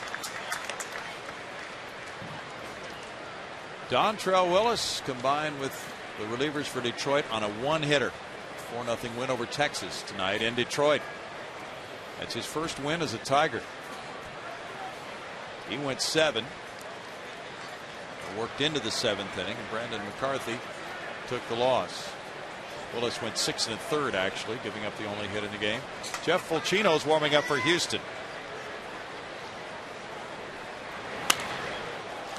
Cameron showing bunt on that first pitch, but he was just taking a pitch after the first 2 walks, trying to keyhole a little bit, see if he could get into a favorable count with Ortiz. Russ able to come back, throw strike 1 and now strike 2. Is a Brewer team, they walk a lot, they also strike out a lot. Mike Cameron, a guy who struck out a bunch over the years, a dangerous hitter, but a guy with some holes. I feel like as a pitcher, certainly when you get ahead of him, you should be able to exploit that.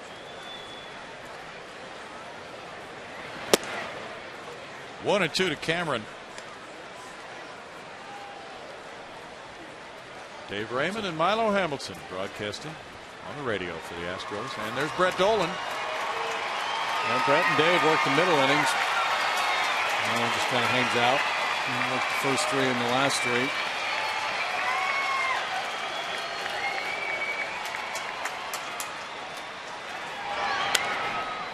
A little pop. Lance Berkman back. He snags it, and the runners scurry back to their bases. Good play by Berkman. They're out number 1. A real nice play. That ball not in the air very long. Good base running, too. You could see where a base runner would be tempted to take off on this ball, thinking he was going to drop in. But they know the Pumas out there on the prowl.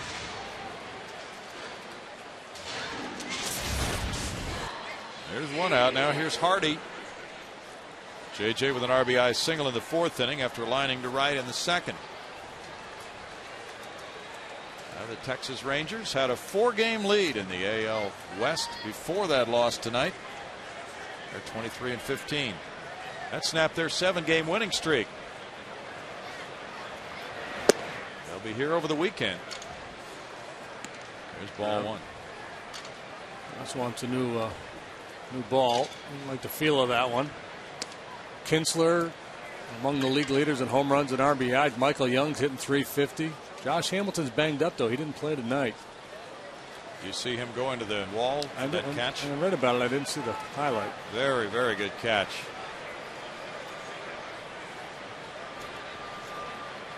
They'll have Padilla, Feldman, and McCarthy over the weekend here. 1 ball, 1 strike against Paulino, Moeller, and Hampton. Now we don't know, of course, the extent of this cut on Mike's left thumb, whether that would allow him to pitch Sunday or not.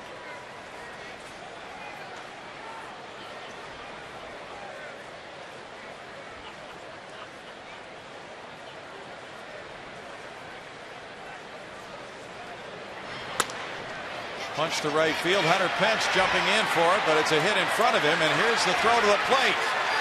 And safe at home.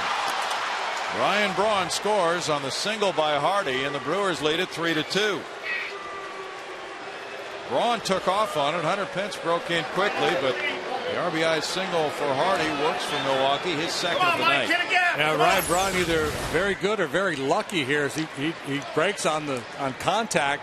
He made an early read that ball was going to fall in. That's a tough read to make, but he got it right. And the throw just a little bit up the line. If it's at the plate, they probably have him. Pudge would have been able to hold his ground, block him off, and make the tag, but Pudge had to drift up the line there to catch that one-hop throw. Braun scores for the 2nd time tonight, his 30th run of the season. Now Mike Rivera, he's 0 for 2. The walks. Walk to start the inning. Of course, you're talking about 2 very dangerous hitters, so makes a little bit more sense than guys down at the bottom of the order. But it's kind of like a kid when you say, "Hey, don't touch that stove; it's hot." You know, and the kid touches it. Don't walk people. Don't walk that leadoff man. It's going to hurt you. 1-1. Willie Randolph was discussing things with Ryan Braun there, as you saw on the bench. It would really be educational for fans to be in on some of these discussions after a guy comes home with a play like that. To know who said what. But some things are private. You can only imagine what's being said. Probably ask him, how did you read that ball? Well, what I was wondering, yeah. And Braun probably said, I got lucky. Because just from the look on Willie Randolph's face, it was almost like, not too sure about that move, but it worked, so let's move on. 2 balls and a strike.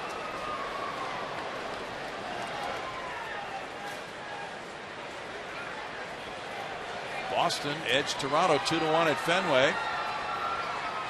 Tim Wakefield pitching a strong game. Lined into center field. Fielder comes to third, stop sign there, and the bases are loaded on the single by Rivera. Casey McGee due up next.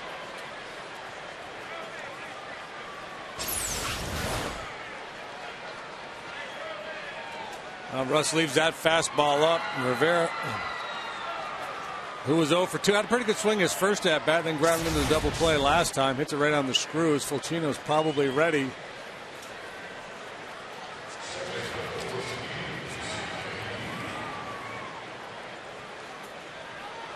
And McGee comes up.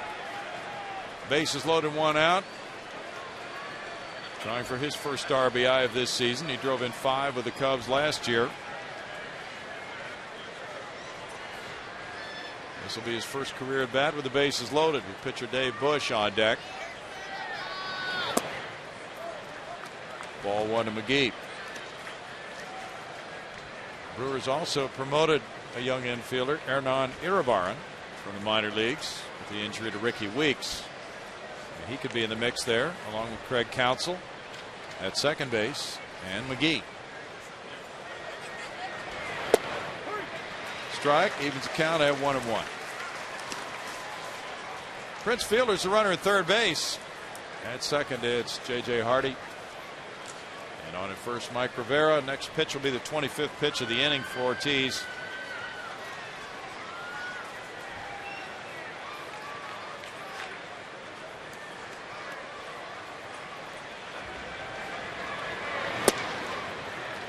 And it's ball 2, 2-1. Each club has 6 hits, no errors. The Brewers leading at 3-2 here with 41 pitches for Ortiz, 22 of them strikes.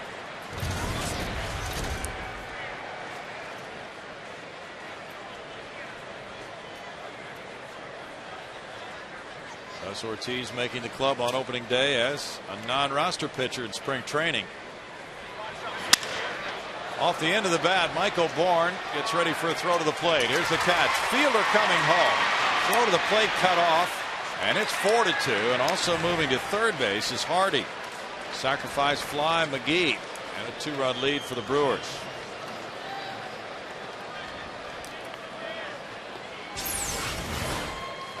This one off the end of the bat, but McGee gets enough of it.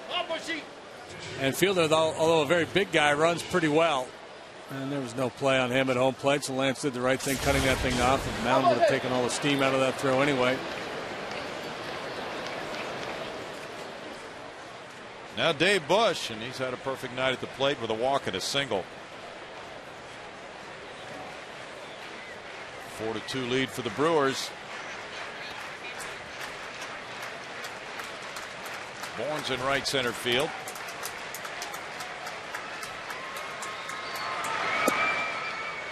Ball 1 for Ortiz. Tejada, Pence, and Blum are due up in the bottom half, so if Ortiz can get this man, the Astros would hope to be able to pinch hit for him in the bottom of the 6th inning, with Fulchino continuing to throw in the bullpen.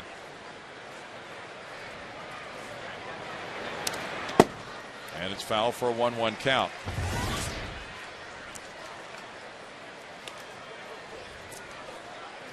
Brewers, with a fine season last year, went 90-72 and made their first playoff appearance in 26 years, but it was all too brief for them as they lost to the Phillies in that first playoff series, going in as the wild card team in the National League.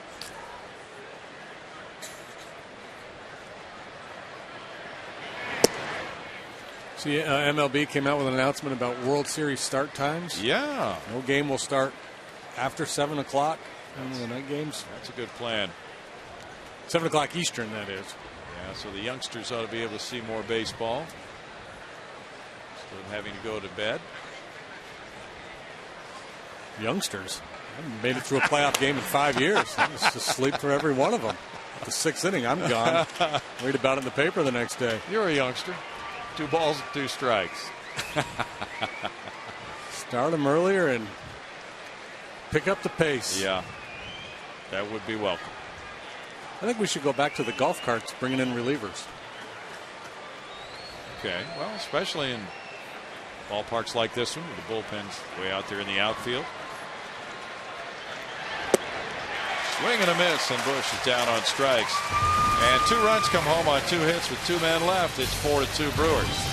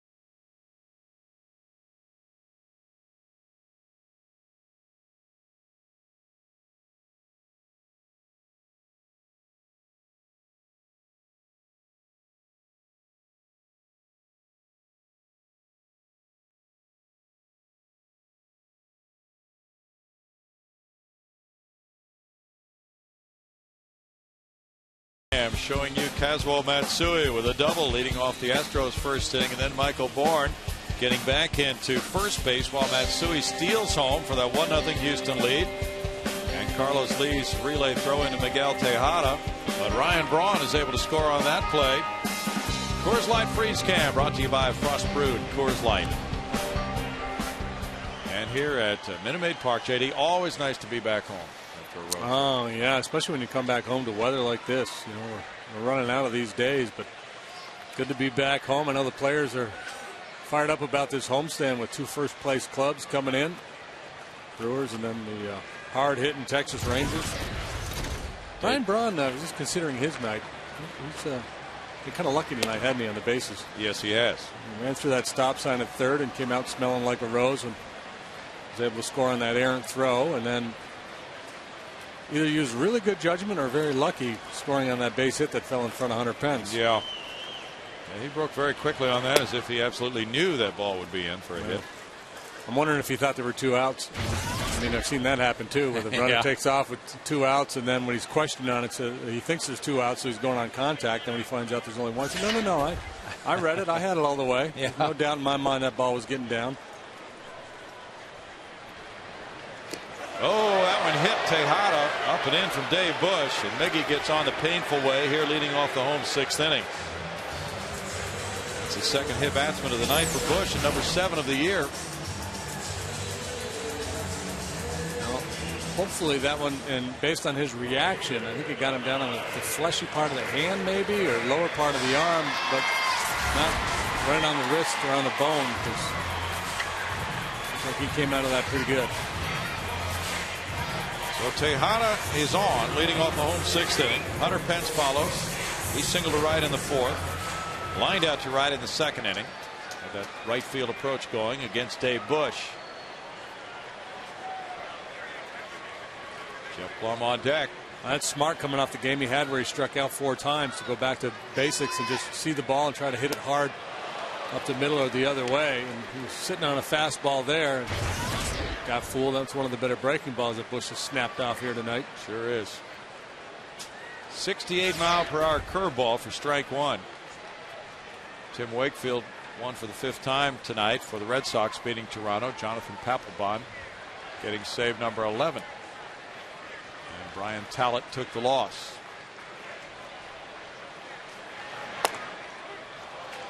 It's no balls, 2 strikes. Surprise teams to this point in the American League. Blue Jays, Tigers, Rangers all in first.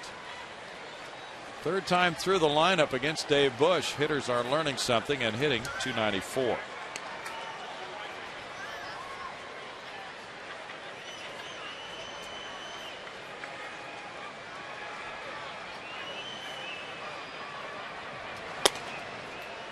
It's 1-2.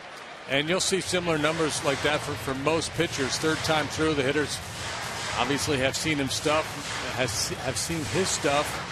He knows which way the ball's moving and maybe get a sense of the pattern he's using.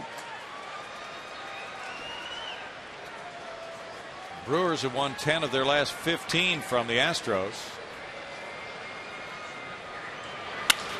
Line to left field, a hit in front of Braun.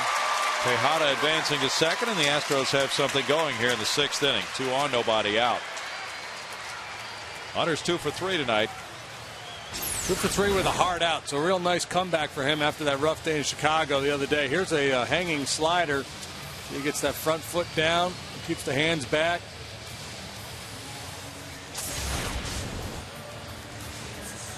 Now Bill Hall comes over from 3rd with Jeff Plum about to bat.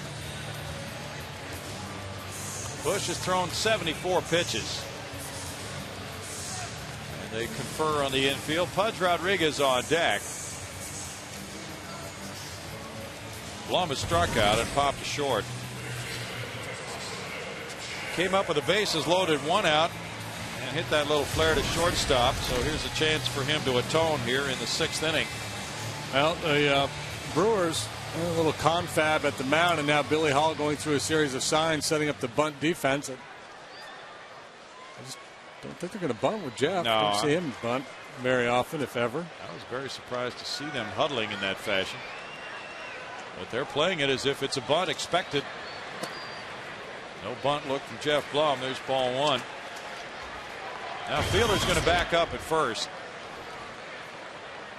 Yeah, that was a bit risky to have Fielder in that tight. Hall, though, will stay on the grass at third base. Foul ball. And 1-1 strike. Dave Clark relaying signs from the bench. I think the Astros are hoping Sean Berry might be here by late this week. Well, that would be great to see Sean. Yes, it would. And he'd love a big hit right here from Jeff Blum.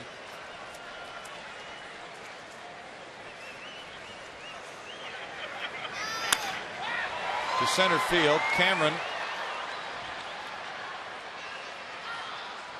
One out.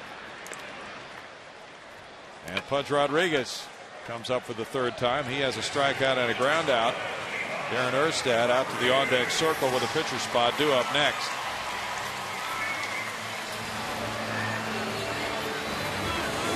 Brewers 24-14 record. It's their second best start in franchise history through 38 games. Pudge trying to put a dent in their 6-game winning streak here tonight. The Astros have won 6 of their last 8. If they win tonight, they're 1 game under 500 for the first time since they were 1-2 to open the season.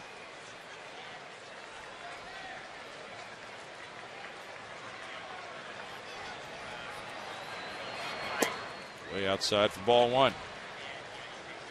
Well, if you haven't made plans for tomorrow, we got the Giovanni Gallardo-Wandy Rodriguez matchup tomorrow night. Oh, this is the place to be. Wandy coming off that 11 strikeout game. Gallardo pitching very well himself. Fly ball to right.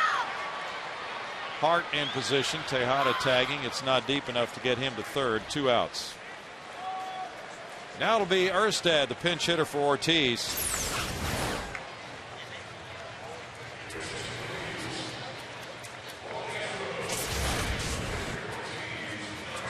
Ortiz in 2 innings allowed 3 hits, 2 runs. He had 2 walks, 2 strikeouts. What's on tap? Brought to you by Bud Light. Shows you Wandy Rodriguez and Giovanni Gallardo, a pair of 4-game winners. Wandy has the second best ERA in the league, 1.90. Giovanni a 3.09 and a nice strikeout to walk ratio of 47-16. Wandy watching here as Darren Erstad comes to the plate, hoping to deliver a key pinch hit in this game. He's hitting 167, 7 hits and 42 at bats. No homers, 2 runs batted in. Strike on the slider from Bush. Astros pinch hitters would love to throw it into high gear. As a group, they're 7 for 52 with no homers, 3 runs batted in. Erstad 4 for 15 pinch hitting. He's driven in a couple. He is 1 for 7 in his career against Bush. A flare, a broken bat. And that bounces over the dugout. That had some serious spin on it. No balls, 2 strikes. And the youngsters happy it did.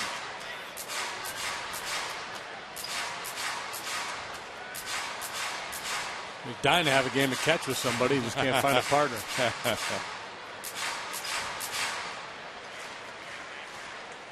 Kazuo Matsui on deck as the fans watch this 4-2 game. Astros led 1-0, fell behind 2-1, tied it on the Russ Ortiz homer in the 5th. Erstad a career 284 pinch hit average, looking for something he can drive. That's not it. 1-2.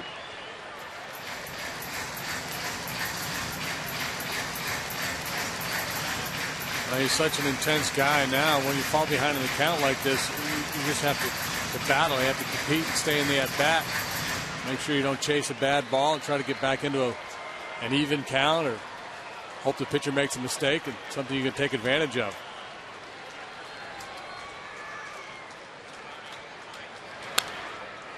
that. A fastball that drifted back to the middle of the plate. Yeah. What you cannot afford to do now down in the count. You just can't lay off that borderline pitch and risk getting rung up.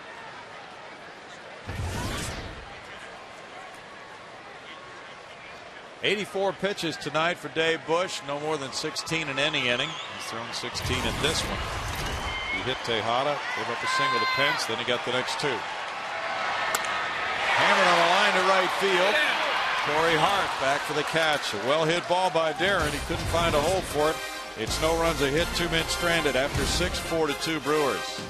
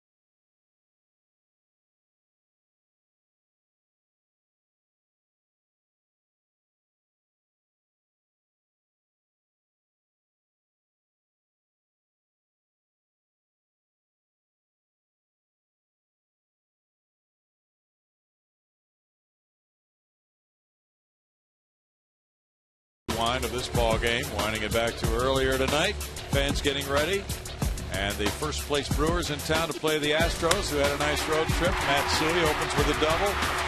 Botched run down to Michael Bourne. Matsui steals home, and then Ryan Braun comes home to tie it, and you see a lot of swings, leading you up to a 4-2 score right now. AT&T, the nation's fastest 3G network. AT&T, your world delivered. Ken Maka's Brewers leading it now 4-2. They've been out hit by the Astros 7-6. Jeff Fulcino coming in for the Astros to work the 7th inning. Dave Bush is in the lead right here. And Fulcino is pitcher number 3. Russ Ortiz in 2 innings, allowing 3 hits, 2 runs, 2 walks, 2 strikeouts. Corey Hart the batter. Hart is 0 for 3. And you strike one from Fulcino. And Jeff Fulcino, he's been on more plane flights than ball games this year. He's been the man who's been shuttled back and forth between Round Rock and Houston, working for the 9th time. It's one of those deals where it's better than the alternative of never being called up. I mean, it's no fun to be up and down and up and down. You'd rather just come up and stay, but it seems like every year there's a guy or two that becomes his fate. Fouled away by Corey Hart, who's 1 for 15 on this Brewers road trip. Fulcino pitching for the first time for the Astros since May 6th here against the Cubs.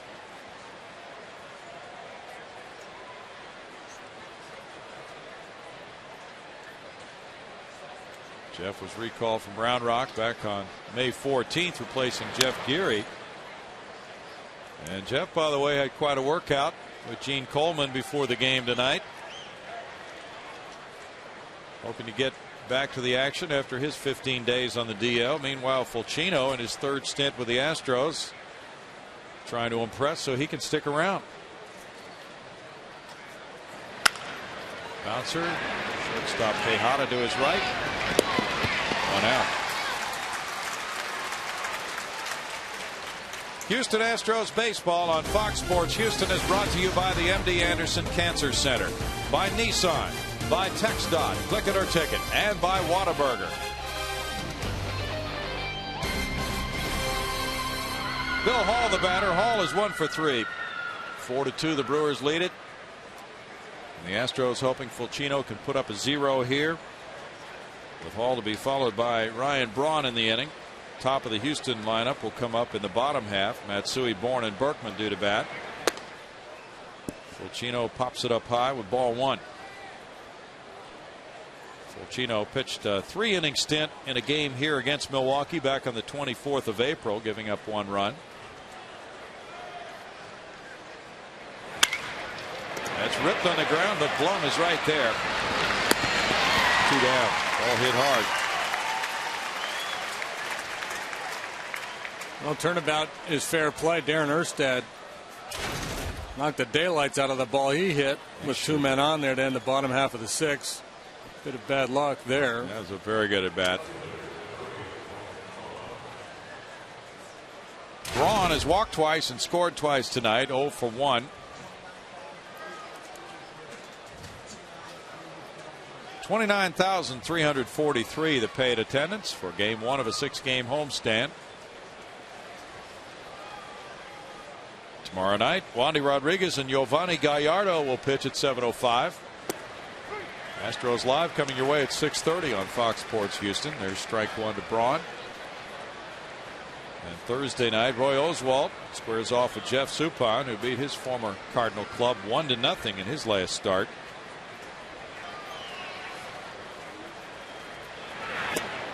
Wow, that was a nice pitch. Yeah, he's thrown a couple of real good split finger pitches here tonight. And he's got a good arm. We've seen his fastball at 94 miles an hour. And it's good action on the splitter. 0-2 for Fulchino. Carlos Villanueva warming up for the Brewers.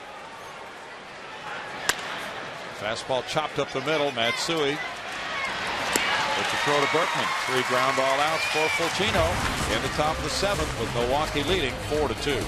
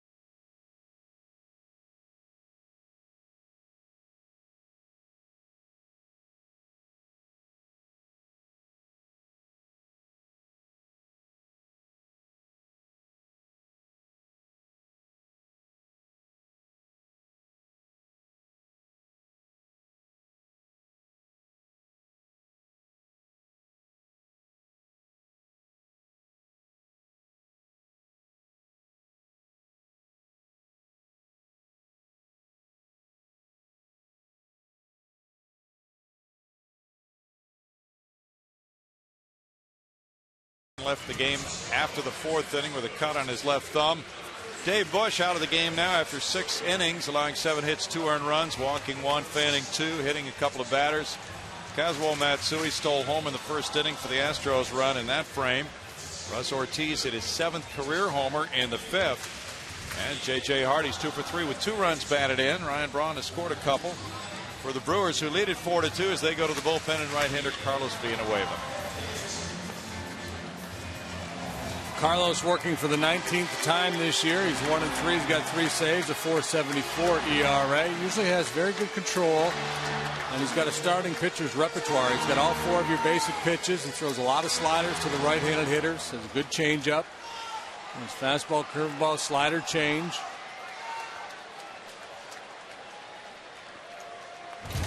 Kazuo Matsui has a double in 3 trips. Villanueva missing ball 1. Dave Bush threw 84 pitches, 51 were strikes. Bourne and Berkman to follow in the Astros 7th inning. It's a 1-ball, 1-strike count. Villanueva, 25 years old, trying to protect this lead for Bush, who could go to 3-0 with a victory tonight. Bush with 7 quality starts in 8 outings this year. And in the dirt, Matsui swings at it. It's 1-2.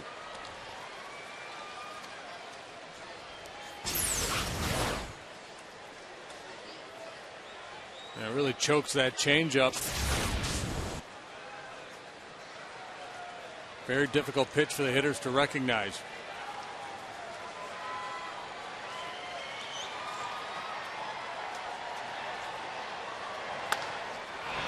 Fielder takes care of out number 1 here in the home 7th inning.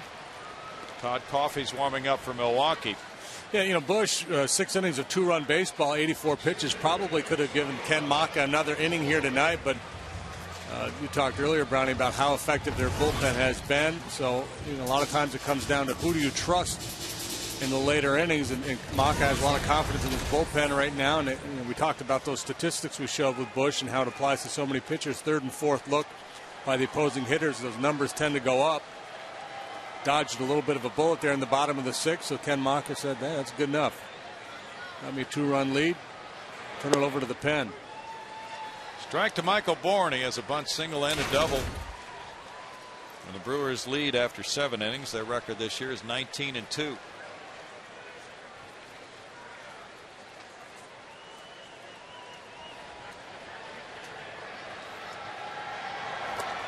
Yikes. Yeah. 0-2. That one really broke downward from Carlos.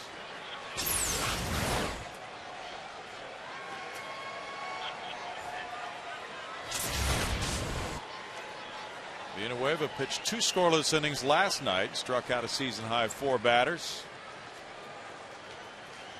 He's pitched scoreless baseball in his last 7 appearances, covering 6 2/3 innings. And Michael Bourne takes the fastball, strike 3. That's just great pitch selection, good call by Rivera, and a great execution by Villanueva. After the bad swing on the curveball, the hitter's going to say, all right, don't get fooled, stay back. And with that mindset, tough to pull the trigger on the good heater over the outside corner. That's just great pitching. Lance Berkman's 0 for 2 with a walk. Carlos Lee on deck. Infield playing Berkman to pull. With Hall well off the line, and even with the bag, Hardy up the middle. Strike on the fastball. Villanueva pitched in the 11-inning win for the Brewers here back in the 25th of April. 1 inning and 2/3 in that one, giving up 1 unearned run.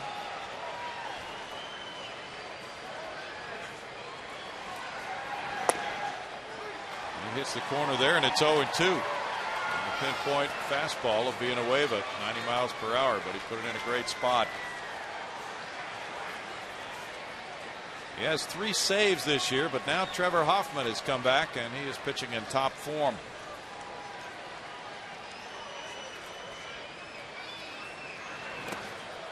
And he gets a swing and a miss from Berkman, and the strikeout completed by the throw to first. The Astros go down quickly in the 7th inning. Villanueva with his good stuff keeps the score 4-2 Milwaukee.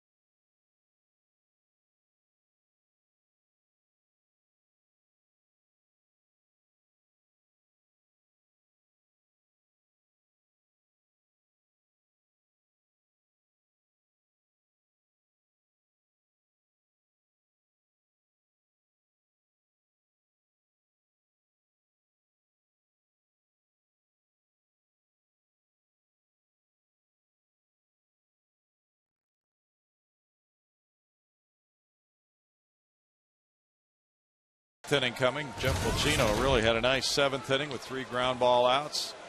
Now it's fielder Cameron and Hardy facing him in the 8th. Prince Fielder has an RBI double and a walk. He has scored twice. Fulcino gets ahead of him. There's strike 1. The Astros had the edge in hits 7-6, but the Brewers lead by 2 runs. They've had Todd Coffey warming up in their bullpen. 1 ball, 1 strike. The Astros have Lee, Tejada, and Pence due up in the last of the 8th.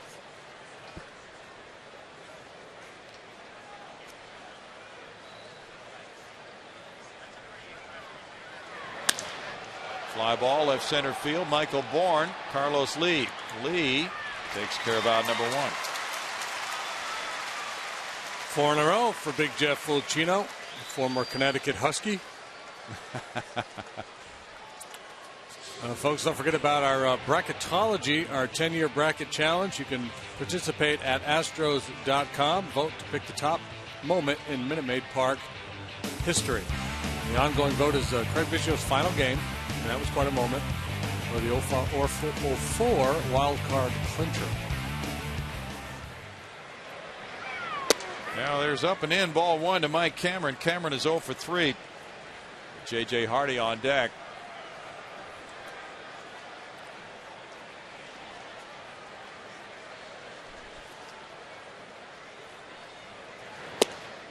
Fulcino throws a strike, and it's 1-1 now.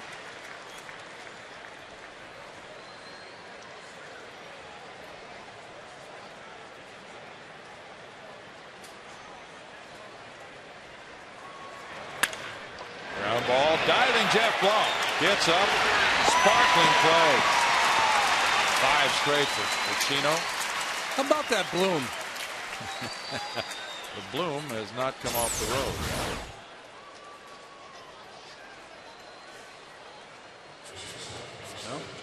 Fulcino throwing a lot of strikes, working quickly. 4 ground ball outs. Of his 5. Nice play there by Jeff. Fulcino appreciated that handiwork. Strike to Hardy. Hardy has been a nemesis for the Astros tonight with 2 run producing singles.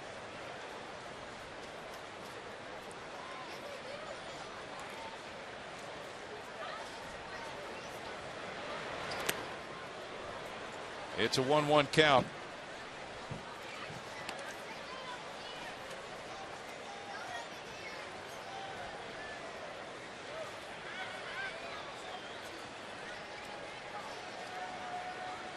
Members of the Houston Texans will be here in the 7th annual Home Run Derby tomorrow night during batting practice. 1 and 2, benefiting the Boys and Girls Clubs of Greater Houston. These guys always enjoy taking their swings. Guys like Andre Johnson, Matt Shaw, D'Amico Ryan scheduled to be here tomorrow night.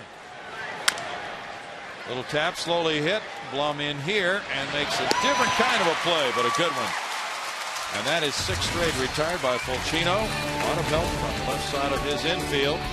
Blum with that play keeps the score 4-2 Brewers.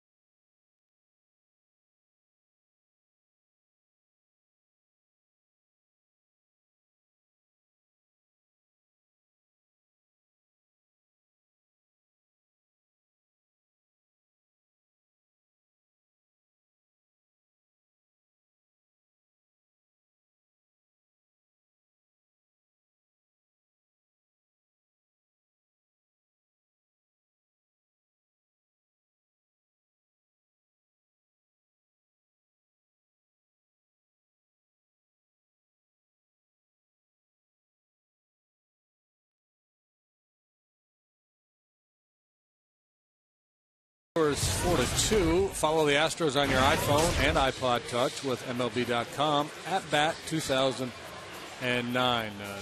Neat little application featuring play-by-play, video highlights, and live audio broadcasts. You can find it all at Astros.com on your iPhone or on your iPod Touch. I think it's like $9 something for the whole season. Oh, yeah? Yeah. That's a pretty good bargain. Okay. How long have you had that little gizmo? The at bat, the MLB at bat. Yeah. I don't know. Dave Raymond had it, and he said you got to check it out. And so I downloaded it, and I almost never use it, but because we're doing our own thing every night. But if I wanted to, I could listen into it. Who's playing? I'll find a game. We'll find out what's going on here. Okay. Let's see. The Cardinals have already beaten the Cubs 3-0. So you can't get that all game. Finals. Well, here's a game right here, JD. We're watching one. Well, we could listen to our radio broadcast. We could do that. Here's Todd Coffey coming in with a 4-2 lead, bottom of the 8th inning, facing Lee, Tejada, and Pence. Coffey 1-0 with a 3.26 ERA, 5 holds, and 13 strikeouts and 4 walks in 19 and a third innings. Oh, Chad. That's a foul ball out of play. Todd's a fastball, slider, changeup. He's got a little extra giddy up on that heater. He can rush it up there 95, 96 miles an hour. Time for jubilation in the stands.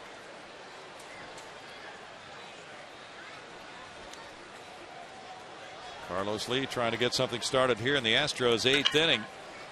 The Astros have stranded 7. The Brewers have left 5. It's 0-2. Todd Coffey had a rough outing here in the 11-inning game back on the 25th of April. He got a blown save. He came in with a 2-run lead in the 8th inning, just as he is now, and gave up 4 hits and 3 runs in 1 inning, including a 2-run double to Kazuo Matsui. He opens here with a strikeout of Carlos Lee. 1 out. Villanueva with a 1-2-3 inning with a couple of punch-outs. That's 3 consecutive strikeouts now for the Brewers bullpen. And that's something you don't see often. Carlos Lee does not strike out very much. Trying to slap that ball away from Rivera. Get away from me. Well, Coffey has taken his lumps against the Astros over the years with a 1-2 record and an ERA over 8 for his career. Miguel Tejada with a single, and he was hit by a pitch. Looks at strike 1.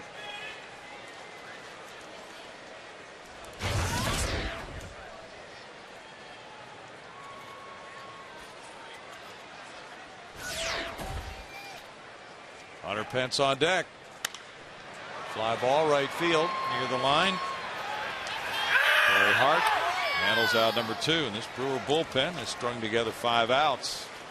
I guess if we're going to play the pun game, okay, we have to make him a barista. Yeah, we do. Isn't that what they call him? Yeah. If he's a coffee brewer. That's true. He's a coffee brewer. The big right-handed barista going 96 miles an hour. Yeah. Hunter Pence is 2 for 3 tonight. 1-2 with an ERA of 9 in his career against the Astros.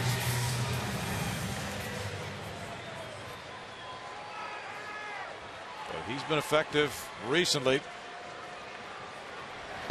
Well, you know, when he came up with the Reds, when we first saw him, it was like, man, this kid's got a great arm. Looks like he's got a real big future. And then he went into a bit of a tailspin and really struggled. So maybe just one of those needed a change of scenery kind of deals. It has certainly worked, and he was a waiver claim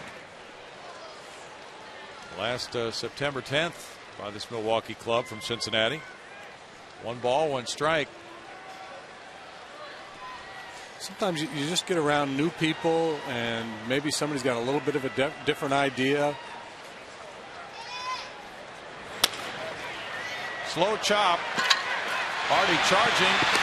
Safe at first. Infield hit Hunter Pence. A 3-hit game for Hunter.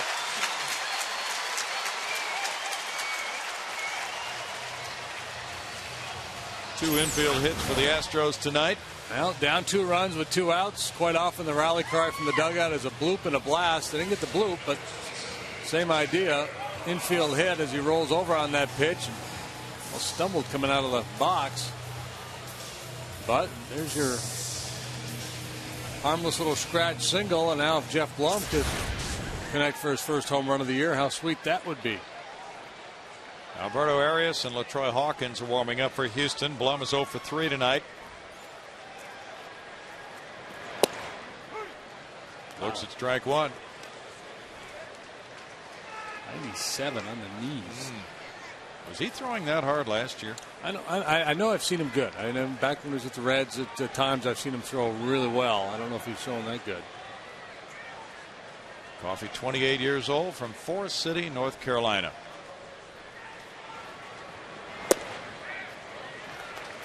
One ball, one strike. Is that unorthodox way of checking the runner peeking over the back shoulder with a runner on first.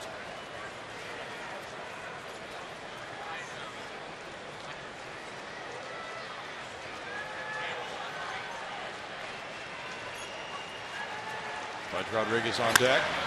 Fly ball center field. Cameron backing, turning for the catch to win the 8th inning with no runs a hit and a man stranded. 4-2 Brewers through 8.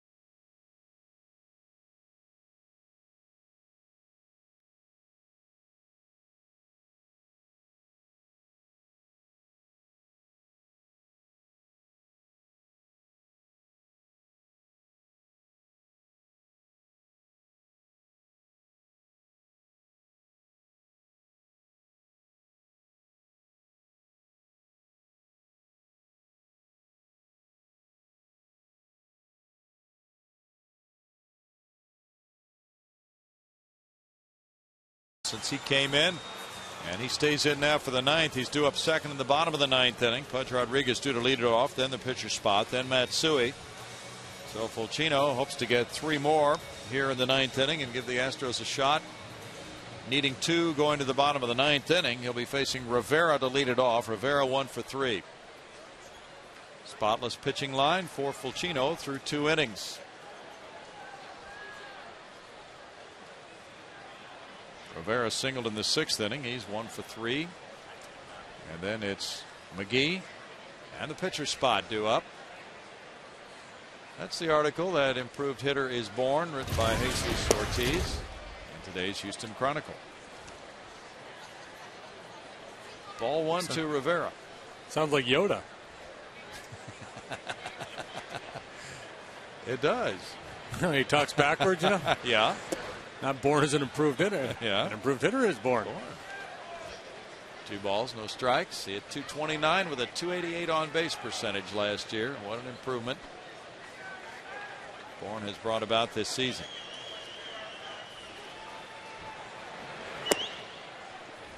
Now it's 3 balls, no strikes to Rivera. If he's got the crossword down there. I was stuck on 37 down earlier. Were you? We might have to send somebody over to check with him.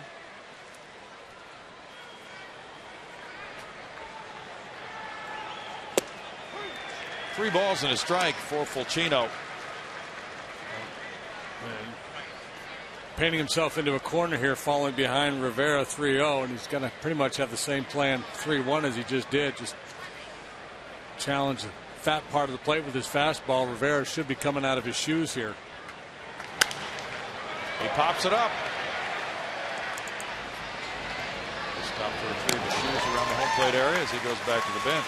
Out number one. Yeah, you'd rather see a hitter take a good aggressive whack like that on a 3-1 fastball than a check swing. The pitch was a little bit up and he wasn't able to center it. We talk a lot about situational hitting, and it usually has to do with on-base situations and how you're trying to advance runners, but the count matters too. And 2-0, 3-1, if you've got some pop, you want to see a hitter take a good aggressive hack. Casey McGee, the batter, looks at strike one with Matt Gamble on deck.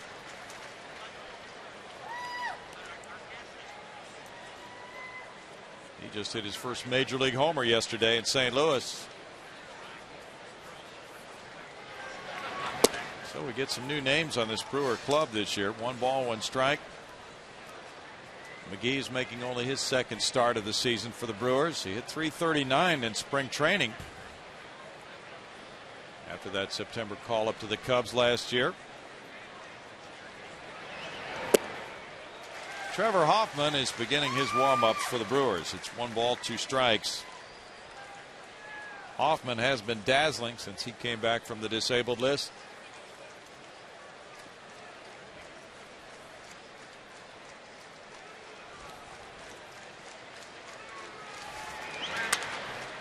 Flared foul, and it's still a 1 ball, 2 strike count for Jeff Fulchino, pitcher number 3 for the Astros. With the Cardinals beating the Cubs 3-0, St. Louis has brought about a reversal. Cardinals have been having all kinds of problems with their pitching this month. They're hoping to get Chris Carpenter back tomorrow night, and also Rick Ankiel. Fly ball right field. Hunter Pence over near the line. 2 down. This would be quite a relief stint if Fulchino can make it 9 up, 9 down. Matt Gamble is a pinch hitter now for the pinch hitter Todd Coffey. Coffey in 1 inning, allowing 1 hit, no runs, no walks, 1 strikeout. And Gamble, who made also a sparkling play at third base, 1 for 4 with a homer and 3 runs batted in, getting that first major league homer yesterday at St. Louis. There's strike 1 to him. Last year, Gamble had just a couple of at-bats with Milwaukee. They drafted him in the 4th round in 2005. He's from Jacksonville, Florida. Went to Chipola Junior College. He's been on their prospect list for a while now, and last year AA Huntsville drove in 96 runs. He had 21 at-bats at AAA Nashville, and then a couple more in the big leagues last year. He had an impingement in his right shoulder in spring training that set him back.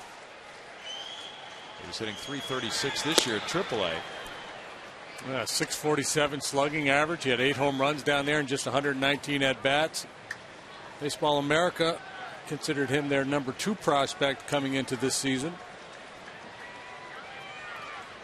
He was called up to DH this weekend, then wound up playing third yesterday with the injury picture on the Brewers infield. But Craig Counsell able to play second for the injured Ricky Weeks, as well as third. So it looks as if maybe Counsell will be getting most of his action at second base from now on.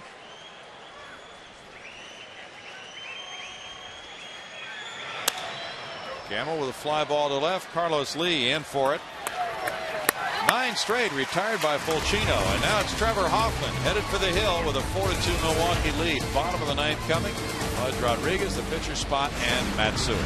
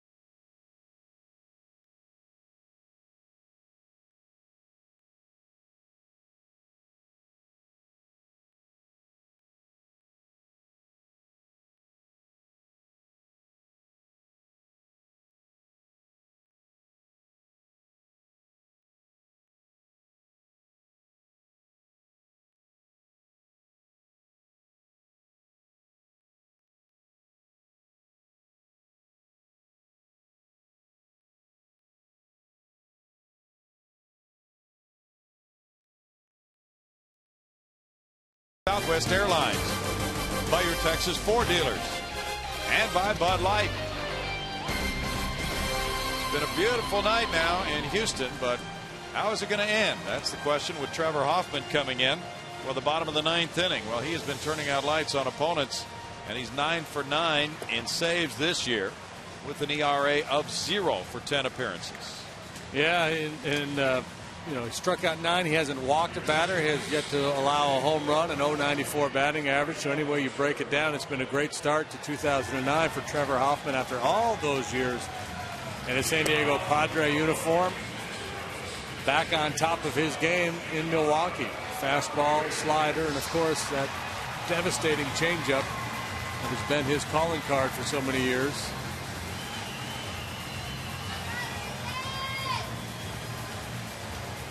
Hoffman with a brand new team doing exceptionally well. He's not allowed a hit in his last 5 games. Got his 9th save of the season Saturday at St. Louis. Pudge Rodriguez facing him here. Pudge 0 for 3. 563 career saves for the all-time leader. He's been successful in 89% of his save opportunities. First time the Astros have seen him this year because he was on the disabled list in April when the Brewers were here. Came back on April 26th from the DL. Line to right field by Pudge and caught by Hart. 1 pitch, 1 out. That's happened a few times for the Astros tonight. It makes sense, though, with Hoffman. If you get a good fastball to hit, you might as well take a whack at it, because if you fall behind, then the hitter starts thinking, oh, no, is it the changeup or the fastball? Am I going to have to, you know, guess with this guy? And you get that first good fastball to hit, it could lend itself to an easy inning for him, but he doesn't walk people anyway. Jason Michaels is the pinch hitter for Jeff Fulcino, who worked 3 perfect innings without a strikeout. Popped up. Prince Fielder in. 2 pitches, 2 outs for Hoffman. So the Brewers started Dave Bush, a guy who was a catcher in college, and they're trying to finish with Trevor Hoffman, a guy who was drafted as a shortstop by the Cincinnati Reds back in 1989.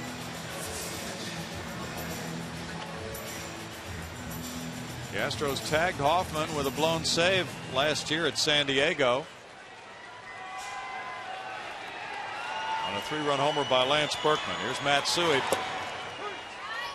Matsui 1 for 4, looks at strike 1. Hoffman came in on April 2nd of 08 into that big Petco Park with a 6-5 lead in the 9th inning. Got the first 2 hitters, then wound up surrendering 3 hits and 4 runs in 2/3 of an inning in a 9-6 loss. 1 ball, 1 strike. He saved 2 other games in that 3-game series at San Diego last year. He's 31 of 35 against the Astros in saves. Changeup, 2-1. One of the best changeups around. Well, the Padres made him an offer after last season. He considered it to be nothing more than a token offer and decided to move on through free agency.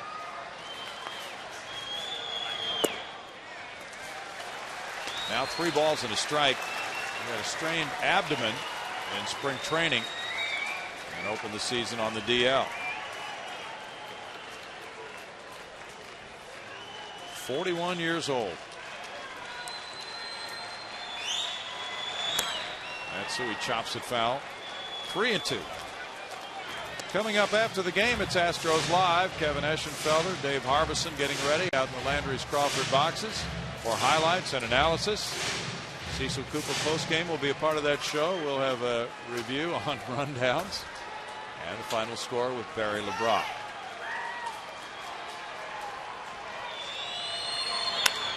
Fly ball, left center field. Ryan Braun is calling. And it took him only 8 pitches to get save number 10 in 10 save opportunities. Trevor Hoffman nailing it down. 4-2 win. Dave Bush going to 3-0. And Mike Hampton was not involved in that decision because Ortiz had tied it. So Ortiz got the loss to go to 2-2. The next Astros telecast comes your way